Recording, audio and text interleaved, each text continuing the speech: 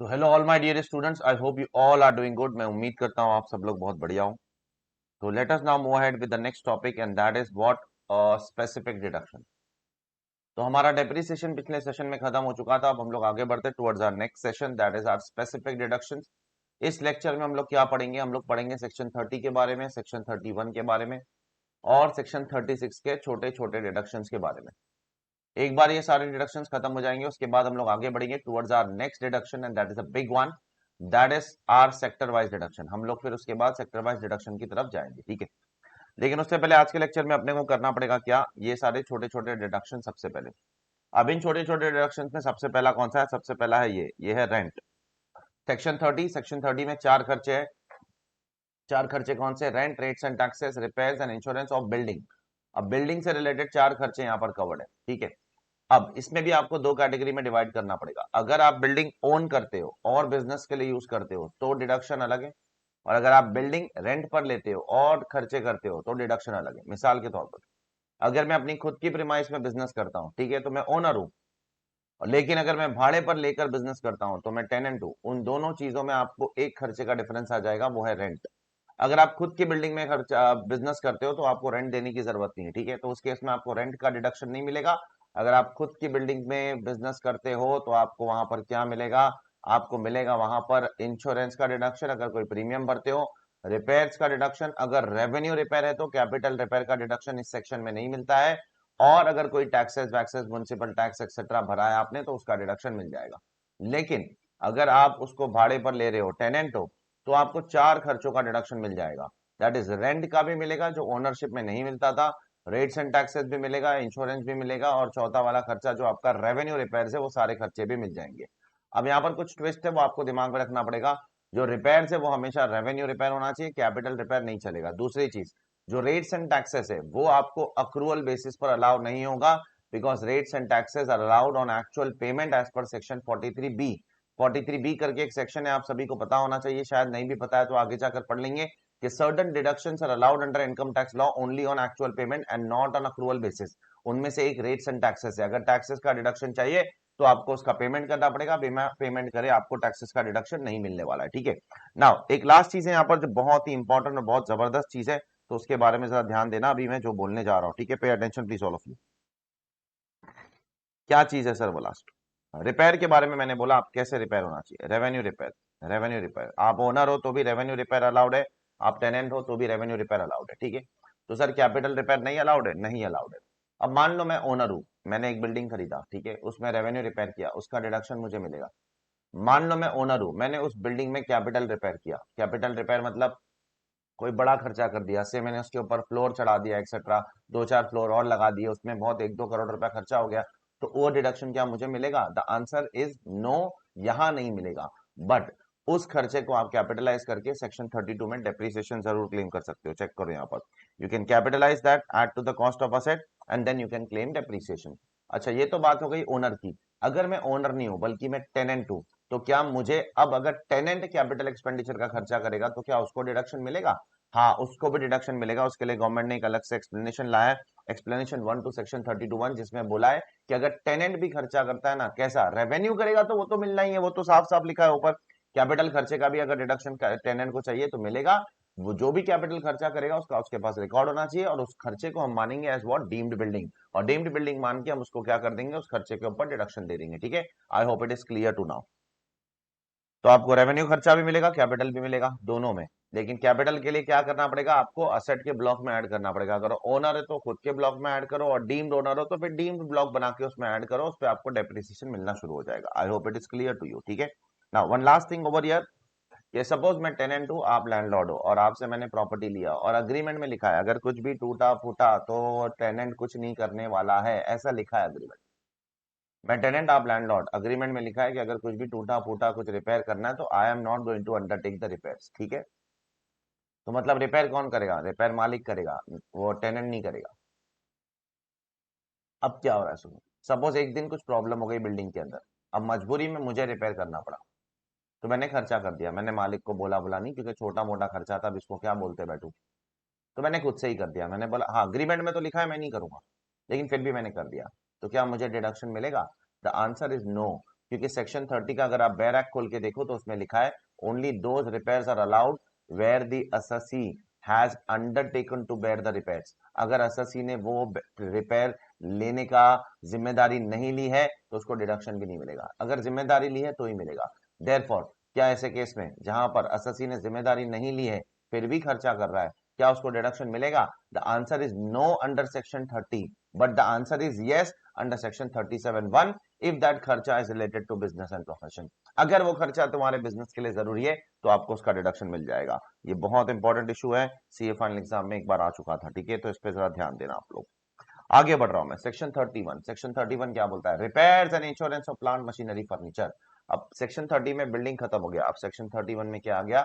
Repairs and insurance of plant machinery furniture. तो अगर आपके बिजनेस में प्लांट मशीनरी फर्नीचर है, लाइक कोई टेबल है, लाइक कोई फैन है, लाइक कोई एसी है, लाइक कोई टीवी है, ये सब प्लांट मशीनरी फर्नीचर है। अगर उसको कुछ रिपेयर करना है, again not capital, only revenue repair, capital repair नहीं कवर्ड है। अगर उसका कोई इंश्योरेंस प्रीमियम भर रहे हो तो उसका डिडक्शन आपको मिल जाएगा। अच्छा, अगर प्लांट मशीनरी फर्नीचर में रेंट पे लेता हूँ तो उसका डिडक्शन यहाँ नहीं मिलता है, उसका डिडक्शन आपको सेक्शन 37(1) में मिलेगा, आप चेक कर सकते हो। Rent of plant machinery furniture not covered. पिछले सेक्शन में रेंट भी कवर्ड था बिल्डिंग का, लेकिन इस सेक्शन में rent of plant machinery furniture is not covered. अगर आपको रेंट का खर्चा करना है आप करो, और फिर 37(1) में जो कंडीशंस लिखे गए वो सारे फुलफिल करो, आपको डिडक्शन मिल जाएगा। I hope it is clear to you, right now. आगे बढ़ रहा हूं मैं, अब कुछ ये 30, 31 दो डिडक्शंस थे छोटे छोटे। उसके बाद 33, 34, 35 में मैं बाद में आऊंगा, अगले चैप्टर के अंदर हम लोग वो सारी चीजें उठाएंगे, बिकॉज वो सेक्टर वाइज डिडक्शन है, वो सबको नहीं मिलते। ये जो डिडक्शन हम लोग पढ़ रहे हैं वो सबको मिलते हैं, वो सेक्टर वाइज है, वो बाद में जाकर हम लोग देखते हैं उसको, ठीक है। नेक्स्ट 36(1) में अब क्या आएगा? 36 देखो इस तरीके से आपको रीड करना है। अभी आपको सेक्शन नंबर याद रखना है नहीं याद रखना है वो बात की बात है, बट इसको रीड इस तरीके से करना है। 36 subsection 1 clause 1 clause 1b clause 2 etcetera etcetera etcetera, ठीक है। इस तरीके से आपको उसको रीड करना है। क्लियर है? क्लियर है? Now, insurance premium paid against risk of destruction और डैमेज ऑफ स्टॉक। अगर आपके बिजनेस में कोई स्टॉक इन ट्रेड है, उसको इंश्योर करने के लिए आप कोई प्रीमियम भर रहे हो, तो क्या आपको उसका डिडक्शन मिलेगा? द आंसर इज यस, ठीक है। सिमिलरली आपके बिजनेस में कोई एम्प्लॉयज है, एम्प्लॉयज तो होते हैं कंपनीज में, एम्प्लॉयज तो होंगे ही, बिजनेस अगर आपका अच्छा चल रहा है तो एम्प्लॉयज तो रखना ही पड़ेगा। तो उनके लिए अगर आप हेल्थ इंश्योरेंस करते हो तो उसका डिडक्शन आपको यहाँ मिलेगा, लेकिन इसमें कंडीशन है, आपको पेमेंट अदर देन कैश करनी पड़ेगी। 1 रुपया भी कैश में नहीं चलेता है, पूरा का पूरा पेमेंट आपको चेक में या आपको बैंक ड्राफ्ट से या आपको किसी और इलेक्ट्रॉनिक मोड से करनी पड़ेगी। आप उस पेमेंट को क्या नहीं कर सकते हो? उस पेमेंट को आप कैश में पे नहीं कर सकते हो। देयरफॉर पहला यहाँ पर सेक्शन क्या है? आप स्टॉक का इंश्योरेंस कर रहे हो। दूसरा सेक्शन क्या है? आप एम्प्लॉयज की हेल्थ का इंश्योरेंस कर रहे हो। तीसरा, आप एम्प्लॉयज को बोनस और कमीशन दे रहे हो तो उसका भी डिडक्शन मिल जाएगा। लेकिन यहाँ पर एक और कैच है कि it is allowed only on actual payment. ये पहला खर्चा अक्रूवल बेसिस पे चल जाता था, दूसरा खर्चा भी अक्रूवल बेसिस पे मिल जाएगा, लेकिन तीसरा खर्चा 43B में कवर्ड है ना। तो जो खर्चे 43B में कवर्ड है, याद रखना, वो खर्चे आपको एक्चुअल पेमेंट पर ही मिलेंगे, वो आपको अक्रूवल बेसिस पे नहीं मिलने वाले। उनमें से एक बोनस और कमीशन है। अब यहाँ पर एक इंपॉर्टेंट लाइन है, वो भयंकर लाइन है, थोड़ा सा इस लाइन को समझने की कोशिश करते हैं। क्या है सर ये line? Pay attention please all of you, ध्यान से सुनना, ये लाइन क्या बोलना चाहती है अपने को। However, where some represents profit, then not allowed। पहले बोलता है bonus and commission paid allowed. देखो यहाँ पर bonus and commission paid is allowed, पहले ये बोलता है ना बोनस और कमीशन अगर पे करोगे तो अलाउ कर देगा, लेकिन फिर बोलता है however where some represents profit then not allowed। इसका मतलब क्या है? इसका मतलब समझने के लिए हम लोग एक एग्जांपल लेते हैं। जनरली प्राइवेट लिमिटेड कंपनीज क्या करती है मैं आपको बताता हूँ। सपोज एक प्राइवेट कंपनी है, उसमें कुछ शेयर होल्डर्स है, shareholder A, shareholder B, shareholder C, shareholder D. उसमें से जो सी और डी है ना, वो शेयर होल्डर्स के साथ साथ एम्प्लॉयज भी है, ठीक है, ये दोनों एम्प्लॉयज भी है। अब इनको जब बोनस देने की बारी आती है ना, बोनस, तो कंपनी क्या करती है? देखो क्या झोल करती है यहाँ पर। ये इनको डिविडेंड दिया मैंने, ठीक है। अब चारों 25% शेयर होल्डर, ये 25% शेयर होल्डर, ये 25% शेयर होल्डर, ये 25% शेयर होल्डर, ये भी 25% शेयर होल्डर। अभी आप मेरे को खुद बोलो, अगर कंपनी में 4 शेयर होल्डर है और चारों के चारों 25% शेयर होल्डर है, जब कंपनी डिविडेंड देगी तो चारों को सेम देना पड़ेगा ना? हाँ।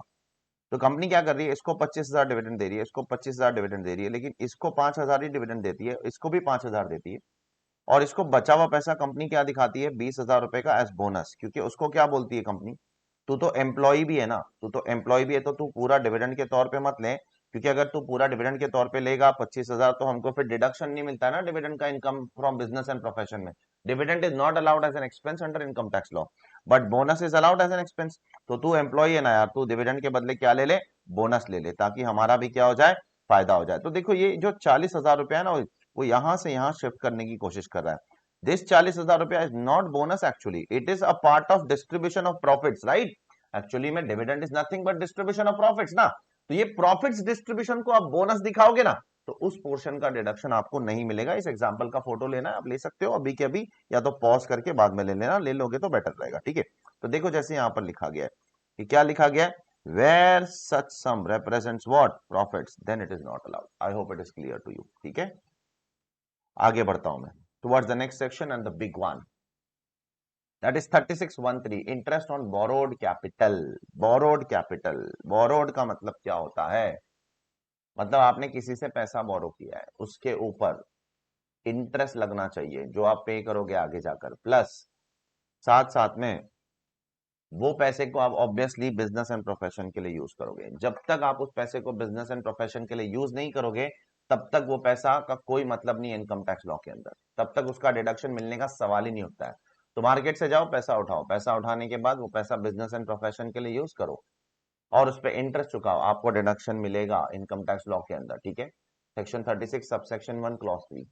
सर बिजनेस एंड प्रोफेशन के लिए यूज हुआ, पैसा बोरो करने के बाद रिफंड करना भी जरूरी है, डेफिनेटली। जब पैसा बोरो करोगे तो आप किसी ना किसी को तो लौटाओगे ना, लोन उसी को बोला जाता है कि जब आप बोरो करोगे तो किसी ना किसी को आपको रिटर्न करना पड़ेगा लोन। तब तक उसे लोन कैसे बोलोगे जब तक आप उसे रिटर्न नहीं करोगे। तो you have to return back the money to some or the other day, ठीक है। ये पहली चीज। दूसरी चीज, सर पैसा क्या रेट ऑफ इंटरेस्ट पे बोरो करो, वो क्लियरली आपकी मर्जी, ठीक है। आपको 10% पे बोरो करना है 10% पे बोरो करो, 20% पे बोरो करना है 20% पे बोरो करो, 30% पे बोरो करना है 30% पे बोरो करो। असेसिंग ऑफिसर इसमें क्वेश्चन नहीं कर सकता है आपको, ठीक है। क्या रेट पे बोरो करना है, कितना इंटरेस्ट पे करना है, वो आपका डिस्क्रिप्शन है। हाँ, अगर रिलेटेड पार्टी से बोरो कर रहे हो, रिलेटेड पार्टी से, तो उसमें आगे जाकर कानून है कि आप रिलेटेड पार्टी को एक अमाउंट से ज्यादा, फेयर मार्केट वैल्यू से ज्यादा पेमेंट नहीं कर सकते हो। बाकी अगर आप आउटसाइड थर्ड पार्टी से लोन ले रहे हो, कितना भी लोन ले रहे हो, गवर्नमेंट को कोई प्रॉब्लम नहीं होनी चाहिए। कितने भी रेट ऑफ इंटरेस्ट पे ले रहे हो, गवर्नमेंट को कोई प्रॉब्लम नहीं होनी चाहिए। ये चीजें दिमाग में रखना है, प्रैक्टिकली इंपॉर्टेंट चीजें हैं, एकेडमिकली भी कभी कभी काम आ जाएगी, ठीक है। इतनी ज्यादा एकेडमिकली इंपॉर्टेंट नहीं है, बट प्रैक्टिकली बहुत इंपॉर्टेंट है। बहुत लोग आके सवाल पूछते रहते हैं, सर इतने 40% रेट ऑफ इंटरेस्ट पे लोन लिया तो लेने दो ना, क्या दिक्कत है। उस तो अपने जेब से दे रहा है ना, आपसे थोड़ी मांग रहा है, और अनरिलेटेड पार्टी को पे कर रहा है, तो आपको क्या दिक्कत है। कानून कहीं भी नहीं रोकता है, ठीक है, क्या रेट ऑफ इंटरेस्ट पे आपको लोन लेना चाहिए। नेक्स्ट चीज, सर बिजनेस एंड प्रोफेशन के लिए यूज करने का मतलब क्या है। बिजनेस एंड प्रोफेशन के लिए यूज करने का मतलब, बहुत वाइडली इंटरप्रेट करो इसको, बहुत वाइडली। बिजनेस एंड प्रोफेशन बहुत बड़ी चीज होती है। बिजनेस के हर एक एंगल के लिए आप यूज करो, कोई दिक्कत नहीं है।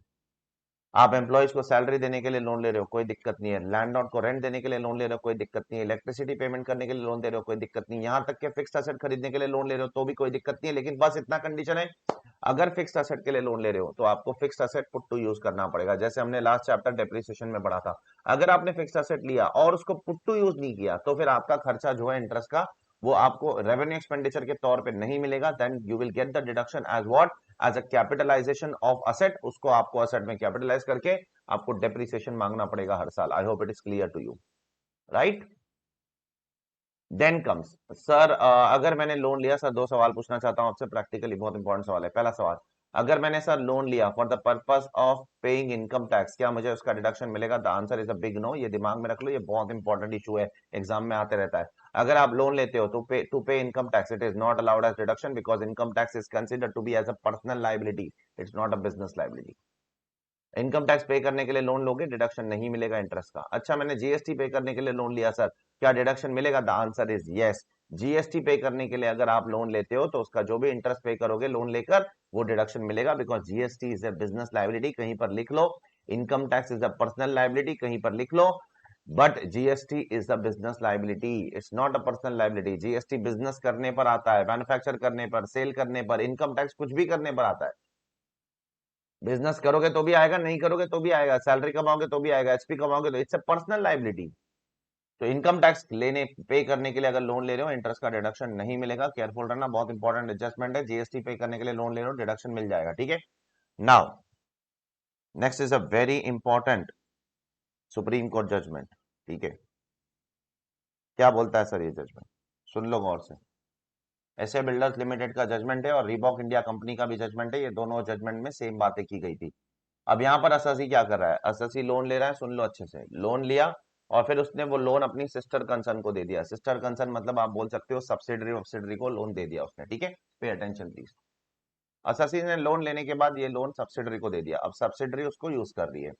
तो अगर मैंने लोन लेकर अपनी सब्सिडरी को दिया तो मैं जो इंटरेस्ट पे कर रहा हूँ क्या वो डिसअलाउ हो जाएगा? दैट डिपेंड्स अपॉन कि आपने लोन सब्सिडरी को क्यों दिया और सब्सिडरी उस पैसे से क्या करती है। आपने अगर लोन लिया और सब्सिडरी को दिया और सब्सिडरी उस पैसे से बिजनेस के लिए यूज कर रही है जिससे आप सबको फायदा हो रहा है तो आपको डिडक्शन मिलेगा। लेकिन आपने जो लोन लिया वो सब्सिडरी को दिया और सब्सिडरी उस पैसे से डायरेक्टर्स को पर्सनल फायदे दे रही है, डायरेक्टर्स अपने पर्सनल पर्पस के लिए यूज कर रहे हैं, तो फिर आपको डिडक्शन नहीं मिलेगा। You have to look into the facts and circumstances of every case. If the loan is taken, ये टेक्निकल वर्ड एग्जाम में लिखना, if the loan is taken for the purpose of commercial expediency of the business, commercial expediency मतलब business sense में वो loan लिया गया था, business purpose के लिए लोन लिया गया था, बिजनेस को आगे बढ़ाने के लिए वो लोन लिया गया था, उस कॉन्सेप्ट को बोला जाता है कमर्शियल एक्सपीडियंसी या बिजनेस एक्सपीडियंसी। आपको देखना पड़ेगा। तो कोर्ट ने बोला आप ऐसा जनरल रूल मत बनाइए कि अगर किसी ने लोन लिया और सिस्टर कंसर्न को किया तो डाइवर्ट कर रहा है फंड्स, खर्चा डिसअलाउ हो जाएगा। आपको हर एक सर्कमस्टेंस के फैक्ट्स में देखना, जाके देखना पड़ेगा, हर एक सर्कमस्टेंस में घुस के उसके फैक्ट्स को एनालाइज करके चेक करना पड़ेगा। वो बातें की गई है। देयरफॉर यहाँ पर कोर्ट ने एक जजमेंट दिया कि अगर असेसी ने लोन लिया, अपनी सिस्टर कंसर्न को दिया, बिजनेस को फायदा हो रहा है, कमर्शियल एक्सपीडियंसी डिडक्शन मिलना चाहिए, चेक कर लो। फिर यहाँ पर मैंने वही भाषण लिखा हूँ, इनकम टैक्स का डिडक्शन आपको नहीं मिलेगा, इनकम टैक्स के लिए लोन लेते हो नहीं मिलेगा, जीएसटी के लिए लोन लेते हो मिल जाएगा, ठीक है। Next one is very very very important issue again, Delhi high court का एक बहुत ही जबरदस्त जजमेंट एग्जाम में आ चुका है 2 बार। क्या जजमेंट है इसके अंदर, गौर से सुन लो। ये जजमेंट समझने के पहले सबसे पहले हम लोग समझते हैं सेक्शन 36(1)(3) क्या है। Section 36(1)(3) is interest on borrowed capital. Now the question is what is interest. तो इंटरेस्ट का मतलब क्या होता है सर? क्या इंटरेस्ट डिफाइंड है? Yes, interest is defined under section 2 clause 28 है, जैसे कि आप यहाँ देख सकते हो सेक्शन 2 में इंटरेस्ट डिफाइंड है। सर इंटरेस्ट का मतलब क्या? यहाँ पर लिखा है इंटरेस्ट में हर किस्म का इंटरेस्ट आ जाएगा, प्लस इंटरेस्ट से रिलेटेड अगर कोई चार्जेस है तो वो भी आ जाएंगे, जैसे सर्विस चार्ज और चार्ज जो भी है वो भी आ जाएगा। तो अगर इंटरेस्ट से रिलेटेड, इंटरेस्ट में इंटरेस्ट तो आएगा ही, और उससे रिलेटेड अगर कोई चार्जेस है, अगर आपने लोन लिया उससे रिलेटेड कोई चार्जेस भरा एक्सेट्रा, कोई गारंटी फी भर रहे हो एक्सेट्रा, तो ये भी लोन लेने से रिलेटेड है, तो वो भी आपके इंटरेस्ट के डेफिनेशन के अंदर कवर हो जाएगा। तो इंटरेस्ट का डेफिनेशन बहुत वाइडर है, ठीक है। तो अगला केस लॉ समझने के लिए ये इंटरेस्ट का डेफिनेशन समझना जरूरी था, इसलिए मैंने अगले केस लॉ के पहले इस इंटरेस्ट के डेफिनेशन को डाल दिया, ठीक है। Now listen carefully all of you, pay attention please. तो अगला केस लॉ क्या बोलता है, बहुत ज्यादा ध्यान से सुनना बेटा आप लोग, बहुत इंपॉर्टेंट केस लॉ ये दिल्ली हाई कोर्ट का, ठीक है। देखो हम लोग क्लास में तो बहुत सारे केस लॉस कर ही रहे हैं, उसके बाद भी जो भी बच जाएंगे उसके लिए देखो आपको अलग से बुकलेट मिली है केस लॉ की, ये 60 50 60 70 पेज की होगी कुछ, उसमें जो भी बचे हुए केस लॉस है वो भी कवर कर दिया हूं मैंने। तो आईसीआई के लेटेस्ट मटेरियल के हिसाब से जो आपके एग्जाम के लिए एप्लीकेबल है आप उसमें से चेक कर लेना, एक भी केस लॉ इधर का उधर नहीं होगा, सारे केस लॉ कवर कर दिया मैंने जितने भी। और दिसंबर अटेम्प्ट में ना 3 क्वेश्चन आए थे केस लॉ के 12 मार्क के, जाकर चेक करना, 3 क्वेश्चन आए थे केस लॉ की, केस लॉ बुकलेट से directly same to same case laws. तो बल्ले बल्ले हो जाएगी तुम्हारी अगर अच्छे से पढ़ के जाओगे तो, ठीक है। Now listen carefully, Gujarat guardian limited क्या हुआ था इस केस में, इस केस में क्या हुआ था फैक्ट्स बता देता हूँ। असासी ने किसी से लोन लिया था, किसी बैंक से, किसी पब्लिक फाइनेंशियल इंस्टीट्यूशन से लोन लिया था। लोन लेने के बाद कुछ साल बीत गए, उसके बाद असासी बैंक के पास गया और बोला मेरा रेट ऑफ इंटरेस्ट थोड़ा घटाओ यार, बहुत ज्यादा हो गया रेट ऑफ इंटरेस्ट, आरबीआई तो रेट ऑफ इंटरेस्ट घटाते जा रही है, आप नहीं घटा रहे हो। तो आरबीआई जब भी रेट ऑफ इंटरेस्ट घटाएगी आप बैंक जाकर बैंक से रिक्वेस्ट कर सकते हो, तो बैंक भी रेट ऑफ इंटरेस्ट घटाएगी। उस समय पे बैंक आपसे कुछ चार्जेस लेगी, कुछ नॉमिनल चार्जेस से 1 करोड़ का लोन है तो से 50,000 60,000 लेगी, फिर 10 करोड़ का लोन है तो 2 5 लाख ले लेगी। तो उस समय पे बैंक आपसे कुछ चार्जेस लेगी। तो असासी गया बैंक, बैंक जाने के बाद असासी ने बोला कि भाई मेरा रेट ऑफ इंटरेस्ट कम करो। आरबीआई बैंक ने बोला ठीक है आप 1 लाख रुपया भर दो, 2 लाख रुपया भर दो, हम आपका रेट ऑफ इंटरेस्ट कम कर देंगे, ठीक है। तो उसने अपना लोन रीस्ट्रक्चर करवा लिया, बैंक को 1 लाख रुपया दिया, लोन रीस्ट्रक्चर करवा लिया, घर पे आया उसने 1 लाख रुपए का डिडक्शन क्लेम कर लिया बिजनेस एंड प्रोफेशन में, क्योंकि बिजनेस लोन था। अब असेसिंग ऑफिसर क्या बोलता है पता है कि नहीं, इसका डिडक्शन मैं आपको 1 लाख का एक झटके में इस साल नहीं दूंगा, लोन के बचे हुए टेन्योर पे दूंगा। अब लोन का बचा हुआ टेन्योर कितना है, 10 साल है, तो असेसिंग ऑफिसर बोलता है कि इसका डिडक्शन मैं आपको 10 साल में दूंगा, मैं एक झटके में नहीं देने वाला, माफ करो प्लीज। अब असासी नड़ गया, असासी बोलता है नहीं मुझे इसका डिडक्शन एक झटके में चाहिए, मेरे को 10 साल में ऐसा एकदम टुकड़ों में नहीं चाहिए। मैटर चला गया दिल्ली हाईकोर्ट। दिल्ली हाईकोर्ट ने बोला कि भाई सुनो, आपने लोन किससे लिया ये पता लगाओ पहले। मैंने बोला मैं तो लोन पब्लिक फाइनेंशियल इंस्टीट्यूशन से लिया हूं, बोला ठीक है। उसके बदले में अभी आप उनको क्या दे रहे हो, मैं बोला lump sum prepayment charges of 1 lakh rupees to reduce rate of interest. तो दिल्ली हाईकोर्ट बोला क्या इस लमसम प्रीपेमेंट चार्जेस को आप इंटरेस्ट कहला सकते हो, मैं बोला डेफिनेटली, सेक्शन 228 का जो डेफिनेशन है इसमें चेक करो, उसमें लिखा है इंटरेस्ट इंक्लूड्स इंटरेस्ट पेएबल और एनी अदर सर्विस फी और चार्ज। तो एनी अदर सर्विस फी और चार्ज में आ जाएगा, आ जाएगा। तो कोर्ट ने बोला तो फिर ये भी इंटरेस्ट है, और अगर ये भी इंटरेस्ट है और ये अगर आप इंटरेस्ट किसको पे कर रहे हो, एक पब्लिक फाइनेंशियल इंस्टीट्यूशन को पे कर रहे हो जो 43B सेक्शन में कवर्ड है। कहाँ कवर्ड है? 43B, जहां पर एक्चुअल पेमेंट के डिडक्शन मिलते हैं। तो अगर वो वहां कवर्ड है तो आपको इसका डिडक्शन एक्चुअल पेमेंट पर ही मिलेगा, और एक्चुअल पेमेंट इस साल हो रही है, 10 सालों में नहीं हो रही है। आप 10 सालों में उसको अपोर्शन नहीं कर सकते हो। तो अगर एक्चुअल पेमेंट इस साल हो रही है तो 43B के हिसाब से रीड विद सेक्शन 3613 आपको डिडक्शन इसी साल मिल जाएगा। यहां पर कोर्ट चेक करना, कोर्ट का जजमेंट। तो कोर्ट ने 3 चीज प्रूव करने बोली। लोन किससे लिया? Public financial institution. क्या पब्लिक फाइनेंशियल इंस्टीट्यूशन 43B में कवर्ड है? यस कवर्ड है, आगे जाकर चेक करना। सेकंड, क्या आप जो पे कर रहे हो लमसम प्रीपेमेंट चार्जेस, क्या वो इंटरेस्ट है? The answer is yes. तो खत्म हो गई बात। फिर आज ही डिडक्शन मिलेगा, फिर कोई आगे लेके जाकर अपोर्शन करने की जरूरत नहीं है। This is what this section is all about. Now let us go on to the next section, that is zero coupon bond. Discount on zero coupon bond. Zero coupon bond क्या होता है? बहुत simple है। अगर 100 रुपए का bond है तो कंपनी उसको डिस्काउंट पे इशू करती है, से 50 रुपीज में, और मेच्योरिटी पे कंपनी को 100 रुपया मिलता है। In the mean while company अपने बॉन्ड होल्डर को कुछ भी पैसा नहीं देगी। मैं कंपनी हूं, आप बॉन्ड होल्डर हो, आप मेरे को आज 50 रुपया दोगे, मैं 10 साल बाद आपको 100 रुपया दूंगा। It is as simple as this. उसमें और कुछ दिमाग लगाने वाला पॉइंट है ही नहीं। ठीक है, कुछ भी दिमाग लगाने वाला पॉइंट नहीं। अच्छा, जीरो कूपन बॉन्ड हर कोई इशू कर सकता है क्या? नहीं, कुछ स्पेसिफाइड कंपनीज को गवर्नमेंट ने बोला है, like infrastructure company, capital fund companies etcetera. अभी उसमें एक और कंपनी को ऐड किया है, अंडरलाइन कर लो, चाहिए तो एग्जाम में एमसीक्यू पूछ लेंगे। एक इंफ्रास्ट्रक्चर डेट फंड को भी ऐड किया है, पहले ये लोग नहीं थे। तो they have added now infrastructure debt fund. ये एमसीक्यू में डाल देंगे, भरोसा नहीं इनका। ठीक है, नाउ अब ये डिस्काउंट कैसे कैलकुलेट करने का, और इसमें क्या डिडक्शन है? डिडक्शन ये है, बहुत सिंपल है। देखो, आज मैं कंपनी हूं, आप बॉन्ड होल्डर हो, आज मैं आपको एक बॉन्ड दे रहा हूं, बदले में आप मुझे 50 रुपया दे रहे हो, डिस्काउंटेड अमाउंट। 10 साल बाद आप मुझे बॉन्ड वापस दोगे, मैं आपको 100 रुपया दूंगा। ठीक है, मेच्योरिटी वैल्यू। तो जो 50 रुपया एक्स्ट्रा दे रहा हूं मैं आपको, वो मेरे लिए खर्चा नहीं हो गया, कॉस्ट नहीं हो गया? तो उस खर्चे का डिडक्शन मुझे कैसे मिलेगा? बहुत सिंपल है। सपोज इशू डेट ये है और रिडेम्पशन डेट है लाइफ 5 साल है, तो क्या करने का? बहुत सिंपल है, सुनो। ईयर वर पे ध्यान नहीं देने का ज्यादा, ईयर वाला कॉलम काट दो, यहां से लेकर यहां तक देखो कितने मंथ्स होते हैं, months months months months count करने का, ईयर वर नहीं काउंट करने का। ईयर काउंट करने के लिए मना करता है गवर्नमेंट। ठीक है, अब मंथ्स काउंट करते समय अगर पार्ट मंथ है तो फिर कैसे कैलकुलेट करने का? तो फिर देखने का, अगर पार्ट मंथ है तो देखने का क्या वो मंथ में 15 दिन या उससे ज्यादा अपन ने बॉन्ड इशू किया है क्या। अगर 15 दिन या उससे ज्यादा बॉन्ड इशू किया है तो आपका वो मंथ कंसिडर करने का, और अगर 15 दिन से कम इशू हुआ है तो फिर वो मंथ को इग्नोर कर दो। जैसे यहां पर 13 सितंबर को मैंने बॉन्ड इशू किया है, तो 13 सितंबर से अगर बॉन्ड इशू किया है तो सितंबर मंथ में बॉन्ड कितने महीने के लिए इशूड था? 13 सितंबर से 30 सितंबर, तो 15 दिन या उससे ज्यादा हो गया ना, तो सितंबर को कंसिडर करने का। तो पहले साल में सितंबर, अक्टूबर, नवंबर, दिसंबर, जैन, फेब, मार्च, तो पहले साल में 7 महीने के लिए बॉन्ड इशू था। फिर सेकंड, थर्ड, फोर्थ, फिफ्थ में वो आपका वो 12 12 महीने के लिए। लास्ट ईयर में आपने 12 सितंबर को रिडीम कर दिया, तो सितंबर इग्नोर कर दो। अप्रैल, मई, जून, जुलाई, अगस्त, ये 5 महीने आप कंसिडर करो। तो देयरफॉर आपको टोटल कितने मंथ्स मिलेंगे मालूम? 60 मंथ्स मिलेंगे। कैसे सर?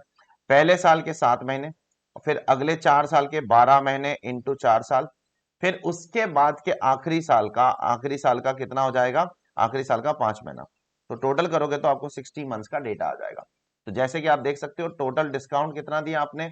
50 रुपए की चीज, 100 रुपए की चीज 50 रुपए में बेच रहे हो, तो आपका 50 रुपए का डिस्काउंट हो गया। 50,000 रुपए का discount into 10,000 bonds will give you what?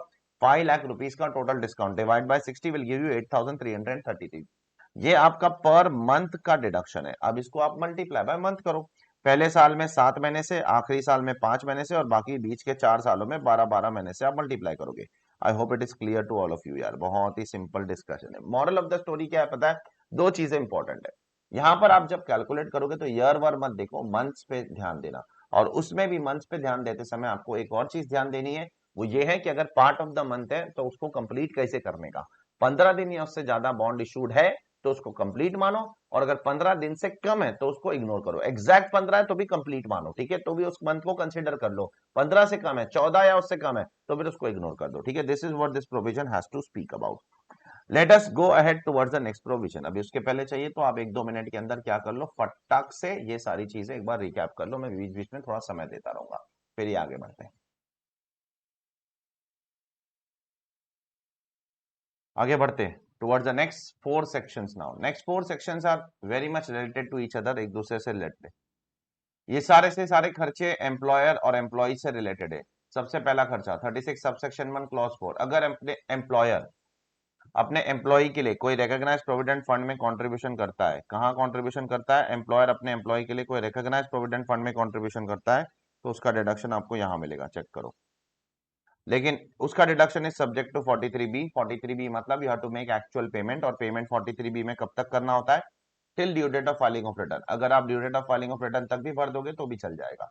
मतलब से फाइनेंशियल ईयर 21-22 चल रहा है, उसके बाद जो ड्यू डेट आएगी, कब आएगी, जुलाई में आएगी या अक्टूबर में आएगी या नवंबर में आएगी, जब भी आपकी ड्यू डेट आती है तब तक भी भरोगे तो चल जाएगा, ठीक है। तो एम्प्लॉयर यहाँ पर क्या कंट्रीब्यूट कर रहा है, एम्प्लॉय के लिए प्रोविडेंट फंड के लिए।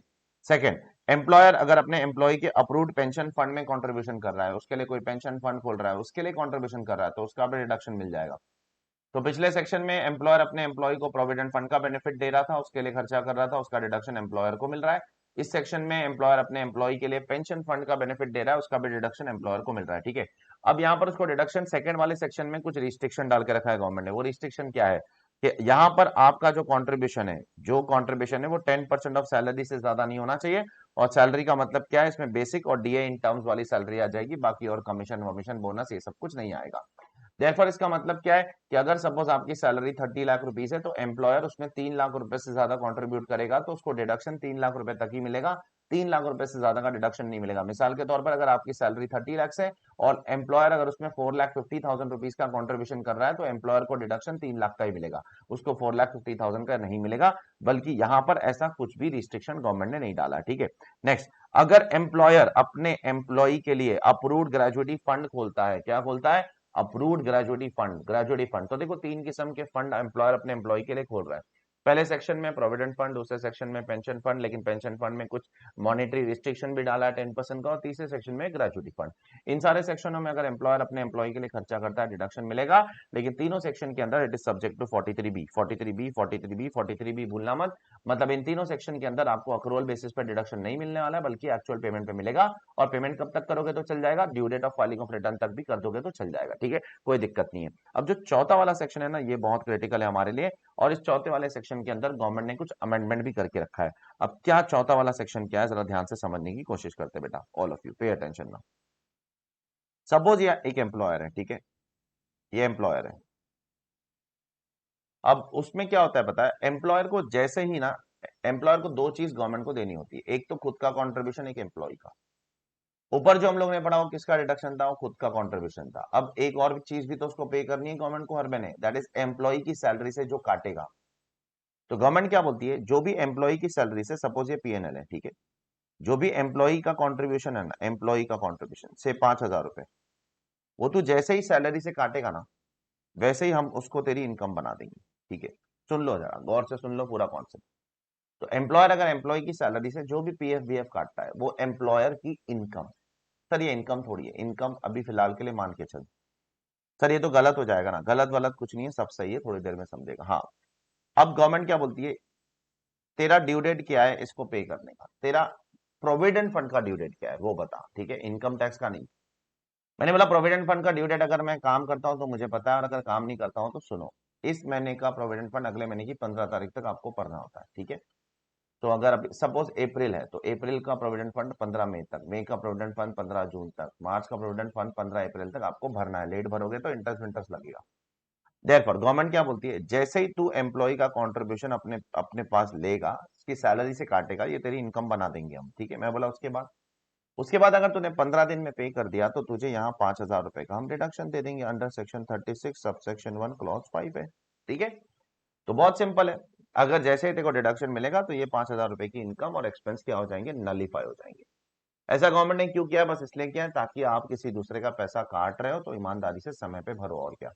अब इसमें बहुत लड़ाई चल रही थी कि ये वाला जो कंट्रीब्यूशन है ये कब तक भरने का, क्या ये अगले महीने की 15 तक भरने का, या ये भी ड्यू डेट ऑफ रिटर्न तक आप भर सकते हो, जैसा आप 43B के अंदर भरते हो, ठीक है, पिछले तीनों सेक्शन के अंदर।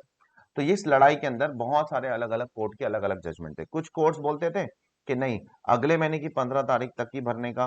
कुछ कोर्ट्स बोलते थे नहीं नहीं नहीं, due date of filing of return तक भी भर दोगे तो चल जाएगा। किसका कंट्रीब्यूशन? एम्प्लॉई का कंट्रीब्यूशन भी अगर due date of filing of return तक भरोगे तो चल जाएगा। कुछ कोर्ट्स ये बोलते थे। लेकिन अब फाइनेंस एक्ट 2021 ने इस पे लगा दी है मोहर, इस पे लगा दिया है फुल स्टॉप, और बोला है कि ये नहीं चलेगा। एम्प्लॉई के कंट्रीब्यूशन के लिए you have to make the payment as per the due date of the relevant fund, मतलब अगले महीने की 15 तारीख तक आपको भरना पड़ेगा। चेक करो यहां पर, इसका मतलब बाकी तीनों के लिए जो एम्प्लॉयर का कंट्रीब्यूशन है उसके लिए you can continue to pay up till what, up till this date, up till this date, up till this date. But in case of employees contribution, you have to make the payment till what? Till the due date mentioned under 3615A, that is the funds due date, and 43B does not apply. I hope it is clear to you. बहुत important development है ये, बहुत important. तो तीन खर्चे, total चार खर्चे। चौथा वाला खर्चा नहीं है, चौथा वाला सिर्फ एक नलिफाइंग स्कीम है। पहले इनकम मानो, जैसे सैलरी में काटा इनकम के बाद पे किया तो डिडक्शन, पे नहीं किया तो फिर इनकम टैक्स भरो। उससे एम्प्लॉयर भी डर में रहेगा, अरे भाई जल्दी पे करो भाई, इसका कंट्रीब्यूशन अपने पास रखेंगे, अपने को टैक्स लग जाएगा। ठीक है, आगे बढ़ रहा हूं।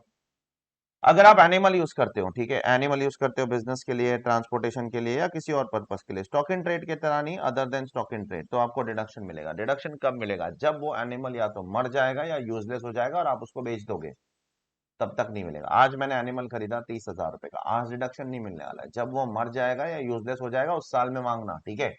तो जब मर जाएगा, यूजलेस हो जाएगा, तब डिडक्शन कैसे मिलेगा? जितने में खरीदा था 30,000 माइनस सेल वैल्यू से 5,000, डिफरेंस 25,000 टैक्स डिडक्शन।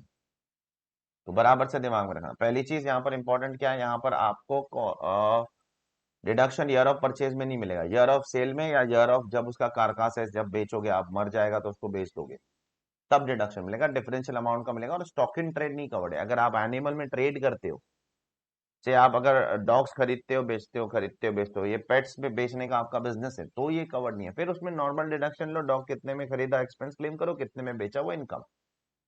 यहाँ पर कौन से एनिमल से? Other than stock and trade से। आपके बिजनेस का बिजनेस नहीं है डॉग्स खरीदना बेचना, बट डॉग्स आप रखते हो बिजनेस में for the purpose of security of business, वो यहाँ covered. I hope it is clear to you, clear. तो इतना इंपॉर्टेंट डिडक्शन नहीं है, ठीक है। अगले डिडक्शन की तरफ आते हैं, deduction of actual bad debts. Actual bad debts, actual होना चाहिए, मतलब क्या? प्रोविजन फॉर बैड डेट्स नहीं चलेगा, ठीक है। और उसके कुछ कंडीशन है। कंडीशन नंबर 1 कि डेट को बुक्स में राइट ऑफ करो सबसे पहले, ठीक है। बुक्स ऑफ अकाउंट्स में उसका राइट ऑफ मारना चाहिए। PNL account debit to bad debts account, PNL के डेबिट साइड पे बैड डेट्स आना चाहिए, ठीक है। दूसरी चीज, ये डेट पहले तेरी इनकम में लिया होना चाहिए, पहले तेरी इनकम में लिया होना चाहिए, पहले तेरी इनकम में लिया होना चाहिए। मतलब क्या होता है सर इसका? मतलब बहुत सिंपल है, सुनो। अगर ये दो कंडीशन फुलफिल नहीं होता है ना, तो को डिडक्शन ऑफ बैड डेट्स नहीं मिलने वाला है, ठीक है। मिसाल के तौर पर, से ये मेरा पीएनएल है, ठीक है, मैंने सामान बेचा, by credit sales 1 lakh rupees, ये मेरा बैलेंस शीट है। इसमें डेटर्स आ जाएगा 1 लाख का, यस। तो मुझे बताना, क्या ये 1 लाख रुपया, ये जो डेड है, ठीक है, ये जो 1 लाख का डेड है, क्या ये मेरी इनकम में है? द आंसर इज यस, ठीक है, मेरी इनकम में है। अब आगे जाकर अगर ये डेड बैड हो जाता है तो मुझे क्या करना पड़ेगा? इसको राइट ऑफ मारना पड़ेगा टू बैड डेट्स 1 लाख, बराबर। तो जब बैड डेट्स का डिडक्शन क्लेम करेगा ना, तब तेरे को ये दो सवाल अपने आप को पूछना है, क्या तूने राइट ऑफ मारा? The answer is yes. अच्छा, तू जो राइट ऑफ मार रहा है, क्या वो पहले इनकम में था? The answer is yes. अगर ये दोनों कंडीशन फुलफिल होता है, डिडक्शन मिलेगा, नहीं तो नहीं मिलेगा, ठीक है। I hope it is clear to you. ये दो कंडीशन फुलफिल होना चाहिए कि जो डेड टू राइट ऑफ मार रहा है वो पहले तेरे इनकम में होना चाहिए। नाउ इसका एक एक्सेप्शन बनाया गवर्नमेंट ने। वो एक्सेप्शन क्या है सुनो, वो बैंकिंग इंडस्ट्रीज के लिए। सपोज ये बैंक है, कौन बैंक? एसबीआई। ये एसबीआई की बैलेंस शीट है, ठीक है। अब एसबीआई की बैलेंस शीट के अंदर लोन्स एंड एडवांसेस है, कितना? से 10,000 करोड़। और उस लोन्स एंड एडवांसेस के ऊपर इंटरेस्ट रिसीवेबल है, कितना? से 1,000 करोड़। अब ये एसबीआई का पीएनएल है, ठीक है। मुझे बताना पीएनएल के अंदर क्या आएगा? पीएनएल के अंदर ऑब्वियसली ये आएगा, bye interest income, right, 1,000 crore, बराबर के नहीं? सिंपल बेसिक अकाउंटिंग है, इसमें क्या दिमाग लगाना है, ठीक है। तो 10,000 करोड़ का एसबीआई ने लोन दिया, 1,000 करोड़ रुपए का इंटरेस्ट रिसीवेबल है, अब तक मिला नहीं है, पीएनएल अकाउंट में क्रेडिटेड है, ठीक है। अब आगे जाकर कस्टमर बोलता है पैसा नहीं है मेरे पास, तो ये पूरा लोन बैड हो गया। तो मुझे बताओ, जब लोन बैड हुआ तो एसबीआई का कितना अमाउंट बैड हुआ? 1,000 करोड़ थोड़ी बैड हुआ, एसबीआई के लिए तो 11,000 करोड़ पूरा का पूरा बैड हो गया ना। अब जब वो डिडक्शन मांगने जाएगा ना, तो गवर्नमेंट क्या बोलेगी, हम तेरे को 1,000 करोड़ का डिडक्शन देंगे भाई, हम तुझे ये 10,000 करोड़ का नहीं दे सकते। मैंने बोला काई को? तो एसएससी को गवर्नमेंट बोलती है, देख भाई तूने ये राइट ऑफ थोड़ी किया बुक्स ऑफ अकाउंट में। बोला मैं राइट ऑफ कर लूंगा, राइट ऑफ कर लूंगा, चलो गवर्नमेंट को मैं बोलूंगा कि ये भी मैं राइट ऑफ कर लूंगा पीएनएल में 10,000 करोड़। बोला चलो ठीक है, राइट ऑफ भी कर लेगा, तो ये क्या 10,000 करोड़ पहले क्या तेरी इनकम में था? ये तो नहीं था। तो बैंक के लिए जो लोन होता है वो तो बैलेंस शीट में जाता है ना डायरेक्टली, वो थोड़ी बैलेंस शीट के पहले पीएनएल में जाके बाद में बैलेंस शीट में आता है। हाँ, जो इंटरेस्ट इनकम है वो पीएनएल से जाकर बैलेंस शीट में आता है। देयरफॉर यहाँ पर बैंक की तो बैंड बच जाएगी, बैंक को बहुत ज्यादा दिक्कत हो जाएगी। तो उस केस में गवर्नमेंट ने बैंक के लिए एक्सेप्शन लाया है। क्या बोला है कि उनके लिए ये जो डेड है ना, डेड, ये जो डेड है ना उनका, ये डेड, ये सिर्फ राइट ऑफ भी करेंगे ना तो भी चलेगा। उनके लिए ये कंडीशन एप्लीकेबल नहीं है कि डेड को पहले इनकम में भी होना चाहिए था, क्योंकि डेड कभी इनकम में नहीं हो सकता है। Loan amount can not be part of your income PNL statement credit side यार, वो कभी नहीं हो सकता है, ठीक है। इसलिए बैंक को गवर्नमेंट ने एक्सेप्शन डाल दिया। बैंक और मनी लेंडिंग बिजनेस में जो भी आता है, ठीक है, सिर्फ बैंक बोलना गलत है। Bank and money lending business में से एनबीएफसी भी आ जाएंगे और दूसरे फाइनेंशियल इंस्टीट्यूशन, ये सब लोग आ जाएंगे। क्लियर? तो दो कंडीशन आपको क्या फुलफिल करना है, सबसे पहले आपको दिमाग में रखना है बैड डेट्स एक्चुअल होना चाहिए, बैड डेट्स को राइट ऑफ करना है, और जो राइट ऑफ कर रहे हो वो इनकम में लिया होना चाहिए पहले। लेकिन बैंक के लिए जो लोन अमाउंट है वो इनकम में नहीं लिया है तो भी चलेगा, ठीक है, उनके लिए चलेगा, वो एक्सेप्शन है। प्लस यहां पर सुप्रीम कोर्ट ने बोला है कि आपको सिर्फ बुक्स ऑफ अकाउंट्स में डेट को राइट ऑफ करना है, बस। आपको किसी को दुनिया में ये प्रूव करने की जरूरत नहीं है कि आपका डेट सही में बैड हो गया, सर मैंने बहुत फॉलो अप किया, कस्टमर पैसा भी नहीं दे रहा है, बहुत मुश्किल से बहुत बार मैंने ईमेल भेजा, ये किया वो किया, वो सब कुछ करने की जरूरत नहीं है आपको, ठीक है। आपको सिर्फ बुक्स ऑफ अकाउंट्स में डेट को राइट ऑफ करना है, you don't have to convince to anybody else. नहीं तो कभी कभी असेसिंग ऑफिसर परेशान करता है, आपने क्या एक्शन लिया बताओ पैसा मंगवाने के लिए, कितने ईमेल भेजे, कितने रिमाइंडर्स भेजे, ये क्या, वो सब चीज से तेरे को लेना देना नहीं है, ऐसा बोलो उसको। तो बोलोगे आपको क्या लेना देना है वो सब चीज से। इनकम टैक्स लॉ बोलता नहीं है सब चीज करने के लिए आपको। इनकम टैक्स लॉ बोलता है दो कंडीशन, क्या डेट राइट ऑफ है, राइट ऑफ है। अब क्यों राइट ऑफ है ये नहीं पूछने का, राइट ऑफ कर दिया बात खत्म हो गई, डिडक्शन दे दो, ठीक है। It is as simple as that. Clear है? फिर यहां पर लिखा है भाई कि it shall not be allowed, provision for bad debts नहीं अलाउ होगा, यहां पर नहीं अलाउ होगा। आगे जाकर बैंकिंग इंडस्ट्रीज को कुछ डिडक्शन मिलता है वो बाद में पढ़ते हैं, बट यहां पर प्रोविजन फॉर बैड डेट्स का डिडक्शन आपको नहीं मिलता है, नहीं मिलता है और नहीं मिलता है, बिल्कुल भी नहीं मिलता है, ठीक है। I hope it is clear to you. Next बहुत इंपॉर्टेंट केस लॉ है सुप्रीम कोर्ट का, टी वीरभद्र राव के कोटेश्वर राव। क्या लिखा है सर इसके अंदर? इसके अंदर ये लिखा है कि अगर कोई अमेलगमेटिंग कंपनी है, उसने कोई सामान बेचा और फिर बाद में उसका अमेलगमेशन हो जाता है, तो अमेलगमेटेड कंपनी के हाथ में अगर आकर वो डेड बैड हो जाता है, तो क्या अमेलगमेटेड कंपनी को उसका डिडक्शन मिलेगा? द आंसर इज यस, मिलेगा।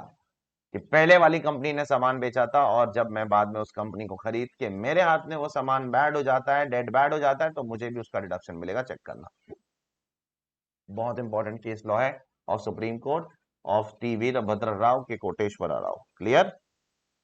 And one last thing over here which is a very very very important issue, very important issue. ना इसका मतलब समझने के लिए अपने को एक एग्जाम्पल लेना पड़ेगा, ठीक है, वो एग्जाम्पल आप कॉपी कर लेना बाद में चाहिए तो।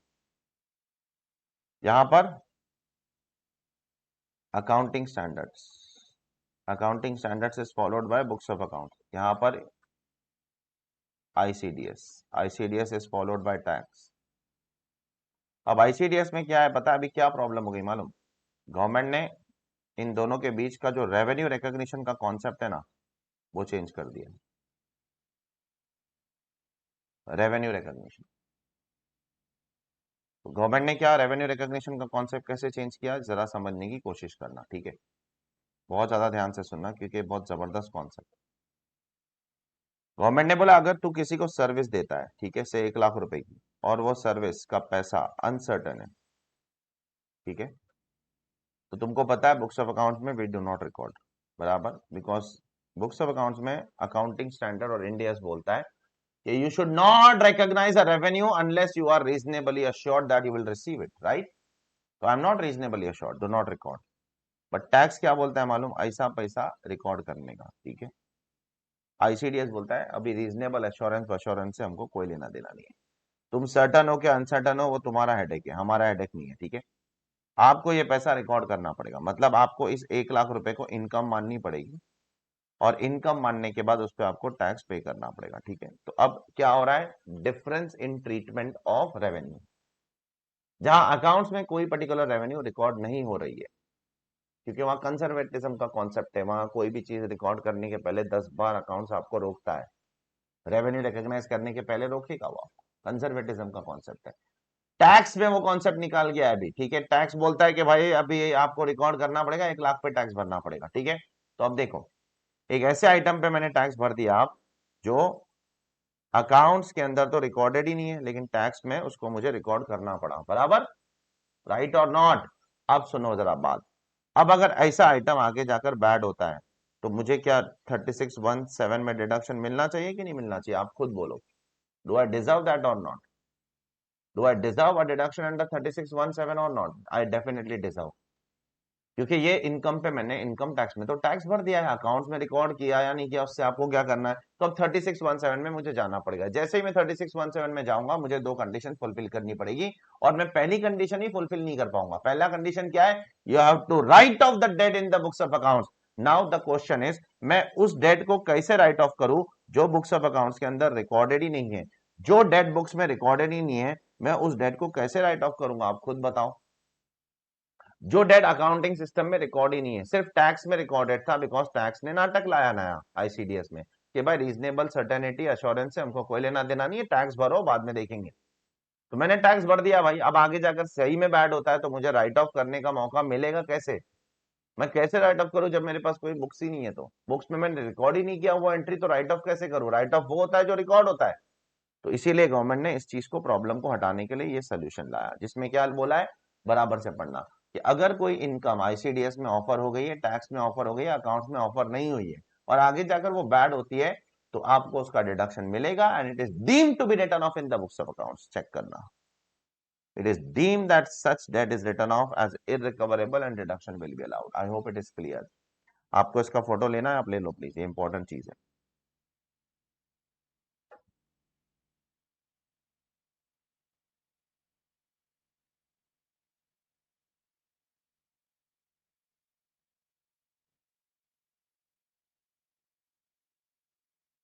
ठीक है, चलिए। तो यहाँ पर बैड डेट्स को हम लोग एक बार रिकैप मार लेते हैं, क्योंकि ये थोड़ा बड़ा सेक्शन था। सबसे पहले बैड डेट्स में आपको सिर्फ और सिर्फ एक्चुअल बैड डेट्स का डिडक्शन मिलेगा, ये एक पहली चीज है। दूसरा, डेट को राइट ऑफ करना पड़ेगा बुक्स ऑफ अकाउंट में, और इनकम में भी लिया होना चाहिए पहले। एक्सेप्शन क्या है, बैंकिंग है, बैंकिंग वाले लोग का लोन अगर इनकम में नहीं भी है तो भी उनके लिए चल जाएगा, ठीक है। उसके बाद आपको कोई किसी को प्रूव करने की जरूरत नहीं है कि डेट बैड हो गया, बैड हो गया, भाई सब कुछ करने की जरूरत नहीं है, एस्टैब्लिश नहीं करना है सब फैक्ट। आप सिर्फ बता दो कि डेट भाई इरिकवरेबल है बुक्स ऑफ अकाउंट्स में राइट ऑफ करके, ठीक है। उसके बाद प्रोविजन फॉर बैड डेट्स नहीं कवर होगा, नहीं कवर होगा, नहीं कवर होगा। और उसके बाद अगर अमालगमेशन होता है तो सामने वाली परचेजिंग कंपनी को डिडक्शन मिलेगा, कोई टेंशन वाली बात नहीं है, अमालगमेटेड कंपनी को उसका डिडक्शन मिल जाएगा, ठीक है। उसके बाद अगर कोई इनकम आपने टैक्स में ऑफर की है लेकिन अकाउंट्स में ऑफर नहीं की है, और अगर आपको उसका डिडक्शन चाहिए बैड डेट्स का टैक्स में, तो आपको मिलेगा, टेंशन लेने वाली कोई बात नहीं है, ठीक है। एक बार ये रिकैप कर लो, फिर आगे बढ़ो।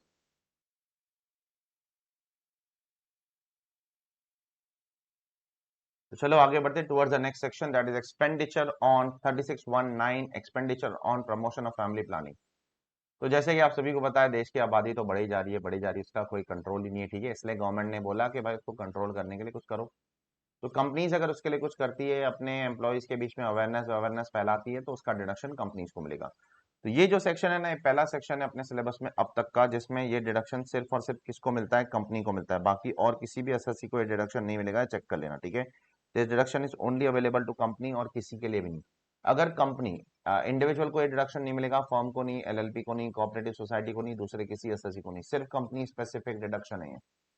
तो कंपनी में से कोई भी company, private, unlisted, public public सब चलेगी, ठीक है। हाँ, तो कंपनी अगर अपने एम्प्लॉयज को अगर फैमिली प्लानिंग के लिए कुछ खर्चा करती है, तो उसका डिडक्शन यहाँ पर मिलेगा। उसमें भी अगर रेवेन्यू खर्चा करती है तो पूरा डिडक्शन मिलेगा, और अगर कैपिटल करती है तो 1/5 मिलेगा 5 सालों के लिए, 1/5 फॉर 5 ईयर्स, दैट इज अगर 1 लाख का कैपिटल एक्सपेंडिचर का कोई खर्चा किया तो 20 करके 5 सालों में आपको डिडक्शन मिलेगा, ठीक है। उसके बाद अगर कैपिटल खर्चे की वजह से अगर कुछ लॉस होता है, रेवेन्यू की वजह से नहीं, कैपिटल खर्चे की वजह से अगर कुछ लॉस होता है तो उसको हम लोग ट्रीट करेंगे एज यूएडी, यूएडी की तरह ट्रीट करेंगे उसको। किसकी तरह? यूएडी। मतलब अगर कैपिटल खर्चे की वजह से अगर कोई लॉस होता है फैमिली प्लानिंग के, तो वो खर्चा विल बी ट्रीटेड एज यूएडी। उसका मतलब क्या है? उसका मतलब ये है कि उसको हम लोग कैरी फॉरवर्ड करेंगे इन्फिनिटी तक, और उसको हम लोग सेट ऑफ करेंगे एन नंबर ऑफ ईयर्स तक। कितने भी साल तक सेट ऑफ कर सकते हैं, कितने भी साल तक कैरी फॉरवर्ड कर सकते हैं, कोई हमको कुछ नहीं बोलेगा, ठीक है। इसीलिए देखो जब हम लोग यूएडी का डिस्कशन कर रहे थे ना बेटा, यहाँ पर आप देखना, यहाँ पर देखना, यहाँ पर मैंने ब्रैकेट में लिख के रखा हूँ अनएब्सॉर्ब डेप्रिसिएशन की तरह। और क्या ट्रीट होता है? Capital expenditure of family planning भी अनएब्सॉर्ब डेप्रिसिएशन की तरह ट्रीट होता है। देख सकते हो आप यहाँ पर, यहाँ यहाँ यहाँ यहाँ यहाँ दिख रहा है। बहुत जबरदस्त इंटरलिंकिंग किया मैंने पूरी बुक के अंदर, बहुत एडवांस लेवल की इंटरलिंकिंग। आप आगे जाकर इमेजिन नहीं करोगे ऐसा ऐसा लेवल का इंटरलिंकिंग। अभी शुरुआत है, बस अभी तीसरा ही लेक्चर है। आप आगे जाके देखो क्या डिटेल में इंटरलिंकिंग। ये तो मेरा फास्ट ट्रैक बैच है, उसमें इतनी डिटेल इंटरलिंकिंग है। तुम इमेजिन करो खाली रेगुलर बैच में क्या लेवल ऑफ इंटरलिंकिंग होगी। आप रेगुलर बैच ले लोगे ना अगर मेरा, तो उसमें तो आप ना एक्सपर्ट बन जाओगे डायरेक्ट टैक्स के। मतलब मार्केट में उतरो, सीधा जाके अपने बॉस को चैलेंज ऑफिस में, वो लेवल का एक्सपर्टीज मैं स्टूडेंट के अंदर डाल देता हूँ। Now coming to the discussion which we were doing, ठीक है। तो ये फैमिली प्लानिंग का डिडक्शन है, कोई महान नहीं है, कंपनी को मिलेगा और किसी को नहीं। रेवेन्यू है तो पूरा मिलेगा, कैपिटल है तो 1/5 5 सालों में, 5 साल में आपको इक्वल मिलेगा। और अगर कैपिटल खर्चे की वजह से अगर कुछ लॉस होता है तो वो यूएडी की तरह ट्रीट होगा, ठीक है। आगे 36(1)(15), 36(1)(16 ये किसके बारे में बात करता है? दो छोटे से खर्चे जो जनरली कैपिटल गेन्स में आते हैं लेकिन बिजनेस एंड प्रोफेशन में भी आ सकते हैं, and that is your STT and CTT. STT क्या है sir? Securities transaction tax. CTT क्या है? Commodities transaction tax. अगर आप शेयर्स खरीदते हो, बेचते हो, खरीदते बेचते हो तो आपको एसटीटी भरना पड़ेगा। एसटीटी भरोगे तो डिडक्शन यहां मिलेगा। अगर आपकी इनकम पीजीबीपी में चार्जेबल है तो, अगर आपकी इनकम कैपिटल गेन्स में चार्जेबल है तो फिर कैपिटल गेन्स में एसटीटी का डिडक्शन नहीं मिलता है। परचेज करने पर भी नहीं मिलता है, सेल करने पर भी नहीं मिलता है। लेकिन अगर आपकी रेगुलर इनकम है, पीजीबीपी में चार्जेबल है, तो एसटीटी का डिडक्शन गवर्नमेंट देती है, ठीक है। कमोडिटी ट्रांजैक्शन भी कमोडिटी खरीदने बेचने पे आपको मिल जाए तो एसटीटी दिमाग में रखना। कैपिटल गेन्स में it is not allowed but PGBP में इज अलाउड। पर तो अपने को देखना पड़ेगा अपनी इनकम कहां क्लासिफाई होती है। रेगुलरली ट्रेड करते हो तो PGBP, once in a while transaction किया तो क्या हो जाएगा? आपका कैपिटल गेन्स में आ जाएगा, ठीक है। नेक्स्ट नेक्स्ट इज अबाउट एक स्पेसिफिक डिडक्शन है जो सिर्फ और सिर्फ कोऑपरेटिव सोसाइटी के लिए, बाकी सबके लिए नहीं है, तो सर्कल कर देना। This deduction is only for cooperative society, वो भी जो cooperative society manufacture of sugar करती है, ठीक है, जो शुगर मैन्युफैक्चरिंग में, बाकी किसी के लिए नहीं है। तो आप बोल सकते हो ये एक पर्टिकुलर सेक्टर के लिए डिडक्शन है, सबके लिए नहीं है।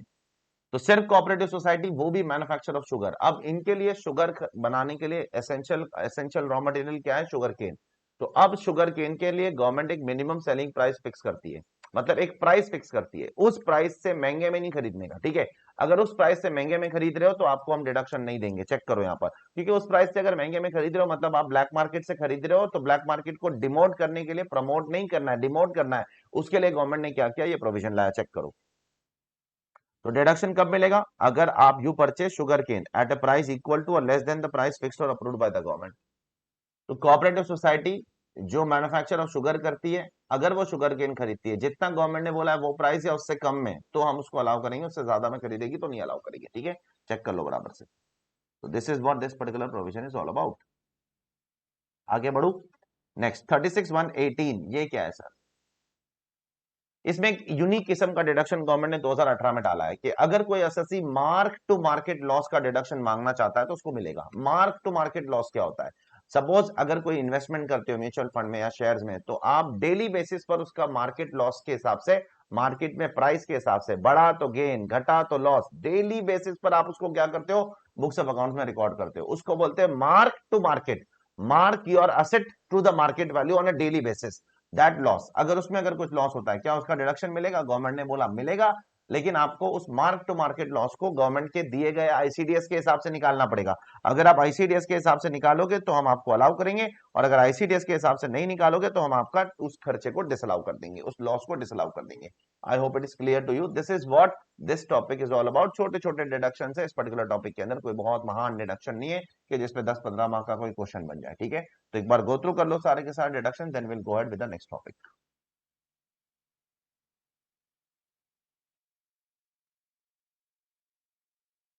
So now let us move on to the next topic, and that is sector wise deduction, the BAP of all deductions. Pay attention please, एक सेकंड। हाँ, अब यहाँ पर हम लोग जो डिडक्शंस पढ़ने वाले हो सेक्टर वाइज, अब तक जो पढ़े वो सबके लिए एप्लीकेबल थे। डेप्रिसिएशन सबके लिए, रेंट, रेट्स, टैक्सेस, रिपेयर सबके लिए, बैड डेट सबके लिए, 3613 इंटरेस्ट ऑन बोरोड कैपिटल सबके लिए, employer contribution to certain fund सबके लिए, सबके लिए थे। Most of the deductions were for everyone, every kind of business and profession that is done in India. But now a deduction which is very sector specific. तो सबसे पहले हम लोग कौन सा सेक्टर टारगेट करने वाले? Tea, coffee, rubber growing sector. तो अगर assessee is engage in growing and manufacturing tea in India तो ये सेक्शन एप्लीकेबल है 33AB। ठीक है, पहले ये सेक्शन की एप्लीकेबिलिटी समझो। अगर अससी इंडिया में टी ग्रो भी करता है, मैन्युफैक्चर भी करता है, दोनों करता है, तब जाकर ये पर्टिकुलर सेक्शन एप्लीकेबल है, तब तक ये सेक्शन एप्लीकेबल नहीं है। Be very careful. क्लियर है? अच्छा, अगर सिर्फ ग्रो करता है तो सिर्फ ग्रो करता है तो फिर तो वो प्योर एग्रीकल्चर काम करता है, फुल्ली एग्जाम्प्ट। सिर्फ मैन्युफैक्चर करता है तो फुल्ली टैक्सेबल। अच्छा, अगर ग्रो और मैन्युफैक्चर दोनों करता है तो ये सारे प्रोविजंस एप्लीकेबल हो जाएंगे। 33AB, rule 8, rule 7, rule 7A, 7B, 7 etcetera, explanation 7 to 43, 6, 43, 3, ये सब एप्लीकेबल हो जाएंगे। अब इसमें से क्या पढ़ लिया है, क्या बाकी है, उन सब चीजों पे मैं बात करता हूँ, डोंट वरी अबाउट इट। लेकिन इतना दिमाग में रखना, अगर आप सिर्फ ग्रो करते हो, ये तीन चीज टी, कॉफी, रबर, तो एग्जेम्प्ट है। सिर्फ मैन्युफैक्चर करते हो तो फुल्ली टैक्सेबल। लेकिन मेरे को दोनों करने का है, मैं कॉम्पोजिट एक्टिविटी करता हूं, तो फिर आपकी पार्शियल इनकम टैक्सेबल होगी, पार्शियल इनकम एग्जेम्प्ट होगी। जैसे कि यहां दिया गया इनकम टैक्स रूल्स में कि income from manufacture of T, अगर मैं दोनों करता हूं, ग्रो भी करता हूं, मैन्युफैक्चर भी करता हूं, ठीक है, तो 40% बिजनेस जो टैक्सेबल हो जाएगा, 60% एग्जेम्प्ट। क्लियर है सबको? I hope everybody is clear. Similarly अगर रबर में ग्रो भी करता हूं, मैन्युफैक्चर भी करता हूं, 35% टैक्सेबल, 65% एग्जेम्प्ट। क्लियर है? उसी तरीके से कॉफी, कॉफी के अंदर दो कंडीशन है, एक नॉर्मल कॉफी है और एक ग्रोन, क्योर्ड, रोस्टेड, मिक्स। तो ये थोड़ी सी महंगी वाली कॉफी है, इस पे ज्यादा एक्टिविटी हुई है। तो क्योंकि इस पे ज्यादा एक्टिविटी हुई है, इस पे बिजनेस इनकम 40 तक का है, और इस पे कम एक्टिविटी हुई है, इस पे बिजनेस इनकम 25 तक का है। अब ये पूरा का पूरा डायग्राम आपको क्या करना पड़ेगा? बैठ के रट्टा मारना पड़ेगा। ठीक है, ये आईपीसीसी में भी आपने किया होगा, आई होप सो, मैं उम्मीद करता हूं। बराबर? तो आपको पहले ये रोल दिमाग में रखना पड़ेगा। टी के लिए 40-60, रबर के लिए 35-65, और फिर कॉफी के लिए 25-75 और 30-40-60, ये दोनों एप्लीकेबल है। 40-60 का भी जब ग्रोन, क्योर्ड, मिक्स्ड, ऐसा सब बहुत सारे वर्ड्स आएंगे साथ में कि बहुत सारी एक्टिविटी हो रही है, तो और सिर्फ अगर नॉर्मल कॉफी लिखा है तो फिर आप 25-75 के रेशियो में उसको डिवाइड कर दो। ठीक है, ये चीज पहले दिमाग में रखनी पड़ेगी, ये रूल्स आपको। Now coming to discussion, deduction क्या है यहाँ पर? What is the deduction? 33AB का डिडक्शन एग्जैक्टली है क्या? इसमें क्या बेनिफिट मिल रहा है एसएससी को? ठीक है, बहुत जबरदस्त बेनिफिट मिल रहा है, आप इमेजिन नहीं कर सकते हो वैसा। सपोज आपको डिडक्शन क्लेम करना है, पे अटेंशन, कौन से साल में आपका फाइनेंशियल ईयर कौन सा एग्जाम में एप्लीकेबल है? Previous year 21-22। बराबर? ये प्रीवियस ईयर हमारे एग्जाम के लिए एप्लीकेबल है। I hope everybody remember that. अब आपको डिडक्शन क्लेम करना है। ठीक है, बहुत ही अजीब किस्म का डिडक्शन है जो गवर्नमेंट ने इस सेक्टर को दिया है। इस सेक्टर को डिडक्शन देने का मतलब क्या है, मकसद क्या है, रीजन क्या है? रीजन ये देश का बहुत इंपॉर्टेंट सेक्टर है। टी सेक्टर बहुत इंपॉर्टेंट सेक्टर है, कॉफी सेक्टर बहुत इंपॉर्टेंट सेक्टर है, रबर सेक्टर बहुत इंपॉर्टेंट सेक्टर है, इंडिया की मेजर एक्सपोर्ट्स करते हैं ये सेक्टर्स। तो इतने इंपॉर्टेंट सेक्टर्स है तो उसको बेनिफिट देना तो आपका हक है यार, देना पड़ेगा आपको, ये राइट है गवर्नमेंट का। और ये एसएससी का भी राइट है, एसएससी चाहेगा कि गवर्नमेंट इनको प्रमोट करे। देयरफॉर इनको बहुत यूनिक किस्म का डिडक्शन दिया है। सबसे पहले इनको क्या बोला, अगर आपको डिडक्शन चाहिए तो हम आपको आज डिडक्शन दे देंगे, भले खर्चा आप अगले साल करो, कोई दिक्कत नहीं। आप डिडक्शन आज ले लो, खर्चा अगले साल करना। अगले साल मतलब 2022, 23, 23, 24, 24, 25, जब भी करना है करो। ठीक है, खर्चा आज ले लो, डिडक्शन आज ले लो। मैं बोला ऐसे कैसे यार, ये तो बहुत बड़ी एडवांटेज हो गया कि डिडक्शन आज ले लो, आज डिडक्शन ले लूंगा, आज टैक्स बच जाएगा, खर्चा भी नहीं होएगा, खर्चा तो फ्यूचर में करना है। ये इस पर्टिकुलर डिडक्शन का थीम है, इस पे, इस लॉजिक पे चलता है डिडक्शन। तो अब ये चलेगा कैसे, ऑपरेशनल कैसे होगा, चलेगा कैसे, ऑपरेट कैसे करेगा? ऑपरेट कैसे करेगा सुनो। आपको कितने का डिडक्शन चाहिए, से फॉर एग्जाम्पल 1 करोड़ का, तो आपको 1 करोड़ जाकर बैंक में या नाबार्ड में जाकर डिपॉजिट करना पड़ेगा। सबसे पहला काम ये करो जिंदगी में, ठीक है, कि कहाँ जाओ, किसी बैंक में जाओ, किसी बैंक, स्पेशलाइज्ड बैंक में जहां पर ये सारे अकाउंट खुलते हैं, या नाबार्ड में जाकर ये पैसा डिपॉजिट करो, ठीक है। अगर मैं डिपॉजिट करूंगा मुझे डिडक्शन मिल जाएगा, सबर कर जरा, सबर कर मेरे बाप। दूसरा, डिपॉजिट कब तक करो, टाइम लिमिट क्या है, with in 6 months of the end of the financial year. हमारा फाइनेंशियल ईयर कौन सा है, हमारा फाइनेंशियल ईयर है 21-22, इधर से 6 मंथ्स कब खत्म होगा, 30 सितंबर 2022 तक जाकर तेरे को डिपॉजिट करना पड़ेगा, या अगर तेरा ड्यू डेट उससे पहले आता है फाइलिंग ऑफ रिटर्न का, तो उससे पहले, जो भी विच एवर इज अर्लियर। अगर ड्यू डेट जुलाई है तो जुलाई, ड्यू डेट अगर अक्टूबर है तो फिर सितंबर। क्लियर है। दो काम करो, सबसे पहले कितने का डिडक्शन चाहिए, पहले अपने आप से पूछो आप करते क्या हो। मैं टी ग्रो और मैन्युफैक्चर दोनों करता हूं सर, तो आपको मिलेगा ना डिडक्शन, मिलेगा। तो मुझे क्या करना पड़ेगा सर, आपको नाबार्ड जाना पड़ेगा, आपको पैसा डिपॉजिट करना पड़ेगा। सर कितना, कोई भी अमाउंट करो, ठीक है, कितना वो बाद में बताता हूँ, एक रैंडम अमाउंट करो, चलो 1 करोड़। डिडक्ट कब तक डिपॉजिट करना है, due date of filing of return या within 6 months from the end of the financial year, whichever is earlier. Now the biggest question, कितना डिडक्शन मिलेगा, जितना भी तूने डिपॉजिट किया, मैंने कितना डिपॉजिट किया, से 1 करोड़ एग्जाम्पल, ठीक है, एग्जाम्पल मैंने 1 करोड़ डिपॉजिट किया, ठीक है, 1 करोड़, ठीक है। अब ये बहुत अजीब सा कलर है, से मैंने 1 करोड़ का डिपॉजिट किया, सर मुझे 1 करोड़ का डिडक्शन मिल जाएगा, सबर कर सबर। Compare that with 40% of PGBP. तो तेरा जितना भी बिजनेस इनकम है उसका 40% ले, तेरा बिजनेस इनकम से 4 करोड़ है, उसका 40% कितना आएगा, 1.6 करोड़। तो 4 करोड़ का 40%, 1.6 करोड़, कंपेयर विद एक्चुअल कितना डिपॉजिट किया, 1 crore, which ever is lower. अब 40% ऑफ जब पीजीबीपी लेगा, तो पीजीबीपी कैसा लेगा, इस डिडक्शन के पहले, ऑब्वियस बात है, क्योंकि ये डिडक्शन तो अभी निकालने जा रहा हूं, उसके पहले वाला ही पीजीबीपी लेना पड़ेगा। साथ साथ में before setting of the losses, अगर कोई पिछले साल का ब्रॉड फॉरवर्ड बिजनेस लॉस है वो भी लेस मत कर, वो बाद में लेस करना, ठीक है, वो भी लेस मत कर, ठीक है, डू नॉट रिड्यूस दैट। और उसके बाद जो भी अमाउंट आएगा उसका तू क्या कर ले, डिडक्शन ले ले, ठीक है। तो 1 करोड़ कंपेयर विद, एग्जाम्पल है 1 crore, just an example, this will be your actual amount deposited, compare with 40% of PGBP before losses and before this deduction, which ever is less, ठीक है। तो ये सारी चीजें तेरे को करनी पड़ेगी। अब इसको समझने के लिए हम लोग एक एग्जांपल लेते हैं, ठीक है, एक एग्जांपल मैं लेता हूँ, एग्जांपल आप लिख भी लेना, मतलब आप फोटो ले लेना उसका, कि एक एसएससी है सपोज, ठीक है, उसकी पीजीबीपी कितनी है, मैं उसका डेटा लिख रहा हूँ, से पीजीबीपी उसकी 5 करोड़ है, उसका ब्रॉड फॉरवर्ड लॉस है उसके पास से 1 करोड़, और वो क्या करता है, टी टी टी करता है, ठीक है, रबर और कॉफी छोड़ो, फिलहाल टी पे पकड़ो, ठीक है। तीसरा, उसका अमाउंट डिपॉजिटेड कितना है, से अमाउंट डिपॉजिटेड उसका है से 1.5 करोड़, ठीक है। अब ये अपना फॉर्मूले, ये अपना पूरा सम कैसे सॉल्व करेगा, आपको एग्जाम में ये 3 डेटा देगा एग्जामिनर, आपको सम सॉल्व करना है और बताना है उसकी टोटल इनकम कितनी है, टैक्सेबल इनकम कितनी है, एग्जाम्प्ट इनकम कितनी है, क्योंकि ये जो इनकम है उसकी, सुनो, ये तो कॉम्पोजिट एक्टिविटी करने से आई है, मतलब ये तो उसको दो चीज करने से आई है, ग्रोइंग एंड मैन्युफैक्चरिंग। तो उसकी पीजीबीपी इनकम कैसे निकलेगी, उसका फॉर्मूला देखो, मतलब फॉर्मेट देखो, फॉर्मूला नहीं, पीजीबीपी 5 करोड़, उसमें से सबसे पहले आप डिडक्शन ले लो, डिडक्शन, कौन सा डिडक्शन, 33 AB वाला जो अभी हम लोग पढ़ रहे हैं। अब वो कितना मिलेगा, अमाउंट डिपॉजिटेड और 40% of PGBP, which ever is less before losses, ये लॉस मत लेस करना, क्योंकि जब आप 40% क्लेम करते हो तो ये लॉस के पहले वाला अमाउंट लेना होता है, ठीक है। तो 40% ऑफ पीजीबीपी और amount deposited which ever, 40% of PGBP 2 crore होगा, अमाउंट डिपॉजिटेड 1.5 करोड़ है, therefore your answer will be 1.5 crore. ये आने के बाद आपको क्या आ जाएगी, कॉम्पोजिट इनकम आफ्टर डिडक्शन, बराबर, this is composite income after deduction, composite है ना इनकम, मतलब इसमें दोनों है ना, एग्रीकल्चर और बिजनेस इनकम दोनों है। अब आपको क्या करना है मालूम, अब लॉस को छेड़ो मत, लॉस को सबसे एंड में छेड़ने का, क्योंकि ये बिजनेस लॉस है, टैक्सेबल लॉस है, सबसे पहले आप बिजनेस इनकम तो ढूंढो, उसके बाद आपको बिजनेस लॉस आएगा ना। तो बिजनेस इनकम ढूंढने के लिए आप क्या करोगे, आप रूल 8 अप्लाई करोगे, रूल 8 अप्लाई करोगे तो आपको पता चलेगा 40% टैक्सेबल है, 60% एग्जेम्प्ट है, बराबर।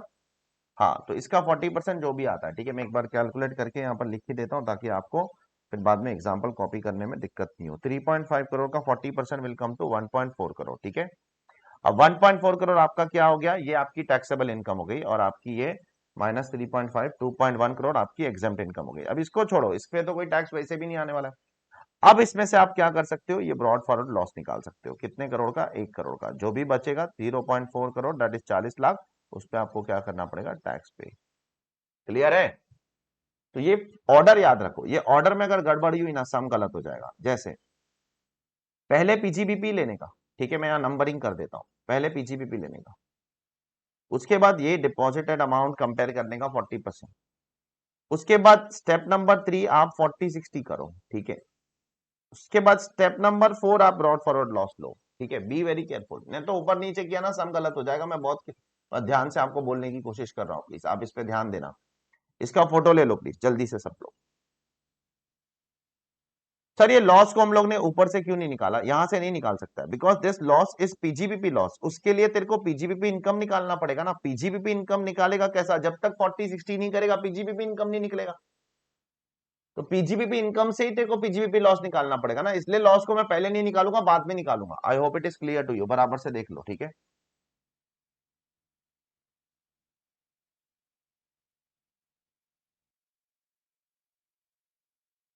ठीक है, तो ये ऑर्डर नहीं चेंज करना बेटा, गड़बड़ हो जाएगी, ऑर्डर चेंज किया सब गड़बड़, ठीक है। हाँ अब सुनो, यही अपने आपको आगे जाकर काम आने वाला है, ये पूरा का पूरा पेज। हाँ अब सपोज अपन ने को इसमें कितना डिडक्शन मिल गया, अपने को डिडक्शन मिल गया इसमें 1 पॉइंट, मैं डिडक्शन को एक अलग कलर से कर देता हूँ, 1.5 करोड़ का डिडक्शन मिल गया, बराबर। अपने को कैसे मिला deduction 1.5 crore, because 1 crore compare with 1.5 crore compare with 2 crore that is 40% of PGBP which ever is less. अब मैंने आपको शुरुआत में क्या बोला था कि आप ये मत सोचना कि आपको डिडक्शन मिल गया तो आप चुप बैठोगे घर पे, ऐसा नहीं है। आप डिडक्शन आज लोगे लेकिन आपको फ्यूचर में खर्चा तो करना है ना बेटा, फ्यूचर में खर्चा करना है। अगर आपने फ्यूचर में खर्चा नहीं किया या विड्रॉ करके गलत गलत काम किए इससे, जो गवर्नमेंट ने मना किया है, अभी क्या क्या मना किया है, क्या क्या अलाउ किया है, वो पूरी लिस्ट बता रहा हूँ, ठीक है। तो आपको आगे जाकर ये पैसा विड्रॉ करके आपको खर्चा करना है सही जगह पर, सुन लो बराबर से, विड्रॉ करना है आगे पैसा, सही जगह पर खर्चा करना है और सही समय पर। ये तीनों चीज दिमाग में रखो, आपको पैसा विड्रॉ भी करना है, सही जगह पे भी खर्चा करना है और सही समय पे भी खर्चा करना है। ये तीनों चीज अगर आप दिमाग में नहीं रखोगे ना, आपको डिडक्शन नहीं मिलने, आपकी जो डिडक्शन मिली थी पहले वो पूरी डीम्ड इनकम हो जाएगी, पूरी डीम्ड इनकम हो जाएगी, ठीक है, केयरफुल रहना। तो अब पहला सवाल, सर आगे जाकर अगर मैं ये पैसा विड्रॉ करता हूं तो मेरे हाथ में टैक्स लगेगा कि नहीं लगेगा। देखो, अगर कुछ एक्सेप्शनल केस में आप पैसा विड्रॉ करते हो तो टैक्स नहीं लगेगा, और अगर ऐसे ही टाइम पास के लिए विड्रॉ कर रहे हो तो टैक्स लगेगा। तो एक्सेप्शनल केस कौन सा है, अगर असासी मर जाता है और पैसा विड्रॉ कर रहा है, चेक करो तो नो टैक्स, बराबर से देखो, असासी मर गया या पार्टीशन ऑफ एचयूएफ हो गया, लिक्विडेशन ऑफ फॉर्म हो गया, कंपनी हो गया, ये तीन केस में एग्जाम्प्ट है। पैसा विड्रॉ भी करेगा 1.5 करोड़ रुपए एग्जाम्प्ट है, ये तीन केस में, ठीक है। दो केस में गवर्नमेंट ने टैक्सेबल कर दिया है, अगर खुद से जानबूझ के बिजनेस धंधा बंद कर रहा है या फॉर्म को डिसॉल्व करवा दे रहा है तो टैक्सेबल है, ठीक है। ये तीन केस में एग्जाम्प्ट है। मैं फिर से बता रहा हूं आपको, बहुत ज्यादा ध्यान से सुन लेना, ये एग्जाम्प्ट, ये एग्जाम्प्ट, ये एग्जाम्प्ट, ये एग्जाम्प्ट, ठीक है। Green colour exempt, yellow colour taxable, clear है। अब ये चीजें आपको याद रखनी पड़ेगी, ठीक है। अच्छा, ये तो एक रैंडम विड्रॉल की बात हो गई, मतलब मेरे नाबार्ड अकाउंट में पैसा था, मैं मर गया तो मेरे घर वाले ने विड्रॉ किया, उसके हाथ में एग्जाम। मेरे नाबार्ड अकाउंट में पैसा था, अभी घर टूट गया, पार्टीशन ऑफ एचयूएफ हो गया तो सबने पैसा विड्रॉ करके ले लिया एग्जाम। अब इसका कुछ भी मत करो, आप पैसा एंजॉय करो लाइफ में, ठीक है, कोई इनकम टैक्स नहीं लगेगा आप। या कंपनी का लिक्विडेशन हो गया, कंपनी ने विड्रॉ कर दिया तो एग्जाम है। जानबूझ के धंधा बंद कर रहे हो, विड्रॉ कर रहे हो, टैक्स भरो चुपचाप, ठीक है। या डिसोल्यूशन ऑफ फॉर्म कर रहे हो, फॉर्म को बंद कर रहे हो, टैक्स भरो चुपचाप, ठीक है। ये पांच केस मैंने आपको बता दिया। अब सुनो आगे, आगे की कहानी सुनो, आराम आराम से, घाई नहीं करना जरा भी, थोड़ा सा ये ट्रिकी डिडक्शन है, ट्रिकी डिडक्शन है और बहुत इंपॉर्टेंट है, मार्क कर लो, इस पे 8-8 मार्क का क्वेश्चन बनता है एग्जाम। अच्छा मैंने सर अगर पैसा विड्रॉ किया, अभी मेरी मेरी फर्म वम बंद नहीं हुई, मैं मरा नहीं हूं, मैं जिंदा हूं ना, मेरा परिवार टूटा है ना, मैं मरा हूं ना, कंपनी लिक्विडेट हुई है ना, डिसोल्यूशन हुआ है ना, क्लोजर हुआ है, ऐसा सब कुछ नहीं, इससे सब सर अशुभ बातें ना करो ना सर आप। चलो शुभ बात करते हैं, शुभ बातें क्या होगी कि बिजनेस चल रहा है सर, बिजनेस को कुछ नहीं हो रहा है, बिजनेस चल रहा है। और अगर मैंने पैसा विड्रॉ किया तो क्या करना पड़ेगा, तो फिर जब जिस साल में तू पैसा विड्रॉ करेगा ना, उसी साल के एंड तक तेरे को वो पैसा स्पेसिफाइड पर्पस के लिए यूज करना पड़ेगा। चेक करो अमाउंट विड्रॉन, चेक करो amount withdrawn, amount withdrawn, amount withdrawn must be utilize in the same previous year, बराबर से देख लो, दिखता है। दिखता है क्या? उस केस में अगर आप विड्रॉ करते हो तो आपको सेम प्रीवियस ईयर में यूटिलाइज करना पड़ेगा। ठीक है, चेक करो। ठीक है, amount withdrawn must be utilize in the same previous year, same previous year में उसको यूटिलाइज करना पड़ेगा। अब नेक्स्ट सुनो, बढ़ो आगे। नेक्स्ट, घाई नहीं करना जरा भी। अच्छा सर, अगर मैंने विड्रॉ किया और सेम प्रीवियस ईयर में नहीं यूज किया तो क्या कर लेगी गवर्नमेंट मेरा? ठीक है, अगर मैंने विड्रॉ किया और सेम प्रीवियस ईयर में नहीं यूज किया, से मैंने 1 करोड़ 1.5 करोड़ विड्रॉ किया, सेम प्रीवियस ईयर में नहीं यूज किया, तो टैक्स लगेगा। अब टैक्स कितने पे लगेगा? क्या, ये बहुत इंपॉर्टेंट पॉइंट है, यहां पर स्टूडेंट से मिस्टेक होती है। मैंने 1 करोड़ 1.5 करोड़ विड्रॉ कर दिया, 1.5 crore withdrawn I have not used with in the same previous year, deemed income, tax भरना पड़े कितने पे? क्या 1.5 करोड़ पे मुझे टैक्स लगेगा? नहीं, उसके सिर्फ 40% पे टैक्स लगेगा। ऐसा काहे को? क्योंकि यहाँ डिडक्शन देते समय भी गवर्नमेंट ने पहले तुझे डिडक्शन दिया था, चेक करो, और उसके बाद में तेरे को 40% के ऊपर टैक्स लग रहा है, चेक करना यहां पर भी। तो तुझे 1.5 करोड़ अगर तू आगे जाकर विड्रॉ करता है तो तुझे 1.5 करोड़ पे टैक्स नहीं देना होगा, क्योंकि देखो नीचे स्प्लिट हो जाती है सब चीजें, दिखता है क्या बेटा आपको? बहुत इंपॉर्टेंट चीज है, यहां पर मैक्सिमम मिस्टेक हो सकती है स्टूडेंट से, मैक्सिमम मिस्टेक यहीं पर हो सकती है, केयरफुल रहना। क्या मिस्टेक होगी कि ये जो 1.5 करोड़ है ना, आप चेक करो इसको बराबर से, ये कहां मिल रहा है? क्या ये 40-60 करने के बाद मिल रहा है? नहीं, उसके पहले मिल रहा है, मतलब आपका 1.5 करोड़ भी 40-60 में डिवाइड हो जा रहा है। या तो आप ऐसा सोचो, देखो 1.5 करोड़ रुपीस का डिडक्शन लिया, फिर 40-60 हुआ, आगे जाकर 1.5 करोड़ विड्रॉ किया तो डीम्ड इनकम करेगा तो भी 40-60 करना चाहिए, तो 1.5 करोड़ का 40-60 करेगा तो 40% taxable, 60% exempt, as simple as that। Therefore, यहाँ पर ये बहुत only 40%, 35%, 25% will be taxable, that depends upon वो टी कॉफी रबर में से आप क्या हो। क्लियर?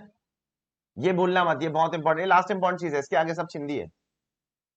तो पहला सवाल, पहला पैसा विड्रॉ करो, और 3 सरकमस्टेंस में पैसा विड्रॉ करोगे तो माफ है जो यहां पर लिखे, 2 सरकमस्टेंस में सब धंधा बंद करने वाली बात है, शुभ बात करते हैं। नॉर्मल बिजनेस में अगर बिजनेस चल रहा है और पैसा विड्रॉ किया तो सेम फाइनेंशियल ईयर में पैसा यूज करने का, अगर सेम फाइनेंशियल ईयर में पैसा यूज करेगा तो बच जाएगा। ठीक है, अगर नहीं यूज किया तो फिर तेरी डीम्ड इनकम बन जाएगी कितनी? 1.5 करोड़ की 40% ही टैक्सेबल होगी, पूरी नहीं टैक्सेबल होगी। ठीक है, सेकंड, अब मुझे बताना है कॉमन सेंस वाला बात। ठीक है, पूछूं मैं आपसे? देखो, एक कॉमन सेंस वाली बात पूछ रहा हूं। मान लो मैंने 2000 प्रीवियस है 2023-24 में ये 1.5 करोड़ विड्रॉ किया। ठीक है, ये विड्रॉ करने के बाद बहुत ज्यादा ध्यान से सुनना मेरी बात। ठीक है, ये विड्रॉ किया मैंने, और 2023-24 में मैंने इससे कुछ एम्प्लॉय को सैलरी दिया। ठीक है, 1.5 करोड़ की। ठीक है, गवर्नमेंट बोलता है ठीक है चलेगा। अब क्वेश्चन ये उठता है, क्या मुझे इस सैलरी का डिडक्शन 2023-24 में मिलेगा? देखो, अगर गवर्नमेंट तुझे इस सैलरी का डिडक्शन दे देगी ना, तो गवर्नमेंट से बड़ा बेवकूफ दुनिया में कोई नहीं है। क्यों पता है? क्योंकि उस केस में गवर्नमेंट आपको ये 1.5 करोड़ का डिडक्शन देकर ये बोलना चाह रही है कि हम आपको डबल बेनिफिट देना चाहते हैं। डबल बेनिफिट कैसे? मुझे आप खुद बोलो, have you already taken deduction of this 1.5 crore rupees in 2021-22 when you have made deposits in NABARD? The answer is yes. आपने नाबार्ड में डिपॉजिट करते समय 1.5 करोड़ का डिडक्शन क्लेम किया था यार। अब विड्रॉ करने के बाद वापस से खर्चा करेगा तो खर्चे का भी डिडक्शन मांगेगा, ये कहां का इंसाफ है भाई? Therefore, यहां पर प्रोविजन पढ़ना, if an amount is withdrawn and utilized in the same previous year for the purpose specified, no deduction shall be allowed in respect of the actual expenditure as it is already allowed when it was deposited in the NABARD. Did you understand? ये मत बोलना है क्या जाती हो रही है, ये क्या नाइंसाफी हो रही है, ऐसा सब नहीं बोलना, मेहरबानी करना। कोई नाइंसाफी नहीं हो रही है। जब तूने नाबार्ड में पैसा डाला था 2021-22 में, तब तूने 1.5 करोड़ का डिडक्शन क्लेम किया था। अब जब तू उसको विड्रॉ करके खर्चा कर रहा है तो गवर्नमेंट पे एहसान नहीं कर रहा है, वापस से खर्चे का डिडक्शन मत मांग, तो 1.5 करोड़ रुपए का 2 बार डिडक्शन हो जाएगा भाई। एक बार डिपॉजिट करने पर, एक बार एक्चुअल खर्चा करने पर। एक्चुअल खर्चे पे डिडक्शन नहीं मिलेगा, माफ करो। बढ़ो आगे, नेक्स्ट। अगर आपने पैसा विड्रॉ किया, ठीक है, तो आपको उससे क्या असेट खरीद सकता हूं? खरीद सकते हो, लेकिन कुछ स्पेसिफाइड असेट्स मना किए गवर्नमेंट ने। देखो कौन कौन से। Amount withdrawn should not be utilized for purchasing any prohibited asset like plant and machinery installed in office, नहीं चलेगा। रेसिडेंशियल अकोमोडेशन में इंस्टॉल्ड ऑफिस नहीं चलेगा, मशीनरी नहीं चलेगा। या ऑफिस अप्लायंसेस नहीं चलेगा। नॉट बीइंग कंप्यूटर बोला है, इसका मतलब कंप्यूटर चल जाएगा, ठीक है। इसको बराबर से हाईलाइट कर दो। तो कुछ प्रोहिबिटेड असेट्स जो गवर्नमेंट ने मना किए वो यहां पर मैंने डाल दिए, ठीक है, आप देख सकते हो। And last but not least, अगर आप एक बार असेट खरीद लोगे तो उसको आप 8 साल तक बेचोगे नहीं, 8 साल तक, 8 साल तक अगर बेचा तो वही नाटक हो जाएगा, डीम्ड इनकम लग जाएगी आपके ऊपर। 8 ईयर्स का लॉक इन है इसमें, 8 ईयर्स का। अच्छा, कुछ एक्सेप्शन है इसमें, 8 साल के अंदर किसी को भी नहीं बेचने का। गवर्नमेंट को बेच सकते हो चलेगा, लोकल अथॉरिटी को बेच सकते हो चलेगा, 8 साल के अंदर भी बेचोगे तो कोई डीम्ड इनकम इनकम आपकी होने नहीं वाली है। गवर्नमेंट और लोकल अथॉरिटी को बेच रहे हो तो ही, किसी और को नहीं, ठीक है। और अगर आपका पार्टनरशिप फर्म था वो अगर कंपनी में कन्वर्ट हो जाती है तो भी चलेगा। पहले पार्टनरशिप फर्म था फिर कंपनी में कन्वर्ट हो गई, चल जाएगा। देयरफॉर ये जबरदस्त डिडक्शन है जिसको मैं पूरा एक बार आप लोगों को रिकैप करवा देता हूं, ठीक है, ताकि हमको आगे जाकर कोई दिक्कत नहीं हो। सबसे पहले यहां पर आपको क्या देखना होगा, आपको डिडक्शन कब मिलेगा, किसको मिलेगा, जो एसएससी एंगेज है growing and manufacturing team, rubber और कॉफी इन इंडिया, इंडिया में ये सब चीज करना चाहिए, प्लस दोनों ग्रोइंग और मैन्युफैक्चरिंग दोनों, ठीक है, ये पहली चीज। दूसरी चीज, आपको नाबार्ड में पैसा डिपॉजिट करना पड़ेगा, उसके बाद आपको 6 महीने के अंदर जो टाइम लिमिट है उसमें, और कितना डिडक्शन मिलेगा वो इंपॉर्टेंट है। जितना भी डिपॉजिट करते हो compare with 40% of PGBP before losses, 40% of PGBP before losses आपको डिडक्शन मिल जाएगा। अब डिडक्शन कैसे मिलेगा, ऐसे मिलेगा कि आपका 5 करोड़ का पीजीबीपी है, लॉस भी है, डिडक्शन डिपॉजिट भी किया है, तो सबसे पहले आप पीजीबीपी लिखोगे, उसमें से डिडक्शन लोगे, उसके बाद जो अमाउंट आएगा, अब लॉस मत निकालना, पहले 40 60 35 7 65 25 75 depending upon T coffee rubber जो भी है, और उसके बाद जो टैक्सेबल पोर्शन है उसमें से लॉस निकलेगा और जो बचा अमाउंट है उस पर टैक्स भरोगे। आगे जाकर जब ये 1.5 करोड़ विड्रॉ करोगे तो पहली चीज, अगर आप मर गए या अगर आपका पार्टीशन हो गया या लिक्विडेशन ऑफ कंपनी हो गया तो विड्रॉ करने पे कोई टैक्स नहीं लगेगा। अगर आप बिजनेस डेलिबरेटली बंद करते हो या डिसोल्यूशन ऑफ फॉर्म करते हो तो टैक्स हो जाएगा। ये तो बात हो गई बिजनेस बंद करने वाली। नॉर्मल केसेस में पैसा विड्रॉ करोगे तो सेम ईयर में यूज करने का, सेम ईयर में यूज नहीं किया तो टैक्सेबल हो जाएगा। टैक्सेबल होते समय सिर्फ 40% टैक्स होगा।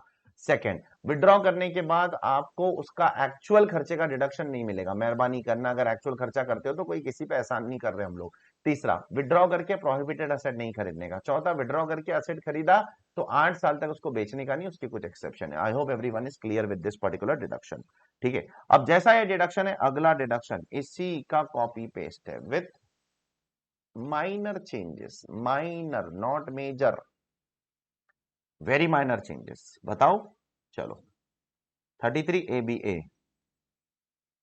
ये किसके लिए है sir? Assessees engaged in site restoration fund. Sir ये क्या होता है साइट रेस्टोरेशन फंड? शांति से सुनो।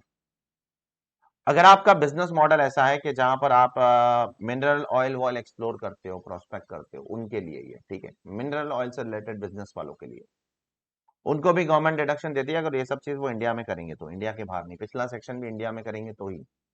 अब ये सारे सेक्टर वाइज डिडक्शन आप इंडिया में करो यार, इंडिया के लोगों को फायदा पहुंचाओ। आप दुबई में कर रहे हो, यूके में कर रहे हो, यूएस में कर रहे हो, उससे इंडियन गवर्नमेंट और इंडिया के लोगों को क्या फायदा होगा? कुछ नहीं। ये सारे सेक्टर वाइज डिडक्शन में आप इंडिया में बेनिफिट पहुंचाओ, इंडिया की गवर्नमेंट के, इंडिया के लोगों को टैक्स इंडिया में दो, सब कुछ इंडिया में करो, एम्प्लॉयमेंट इंडिया में जनरेट करो, ठीक है, तो हम आपको ये सारे बेनिफिट्स देंगे। नाउ लिसन केयरफुली, ये डिडक्शन है क्या?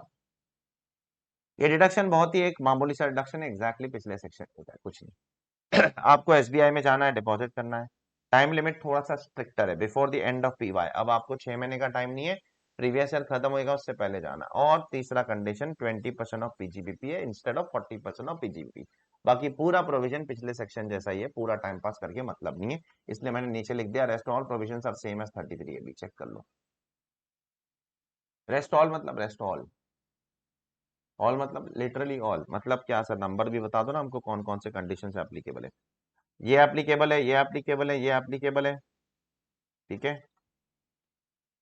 एक सेकंड,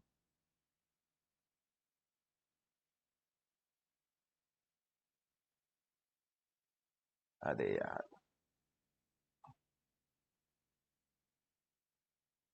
ये एप्लीकेबल है, ये एप्लीकेबल है, ये एप्लीकेबल है,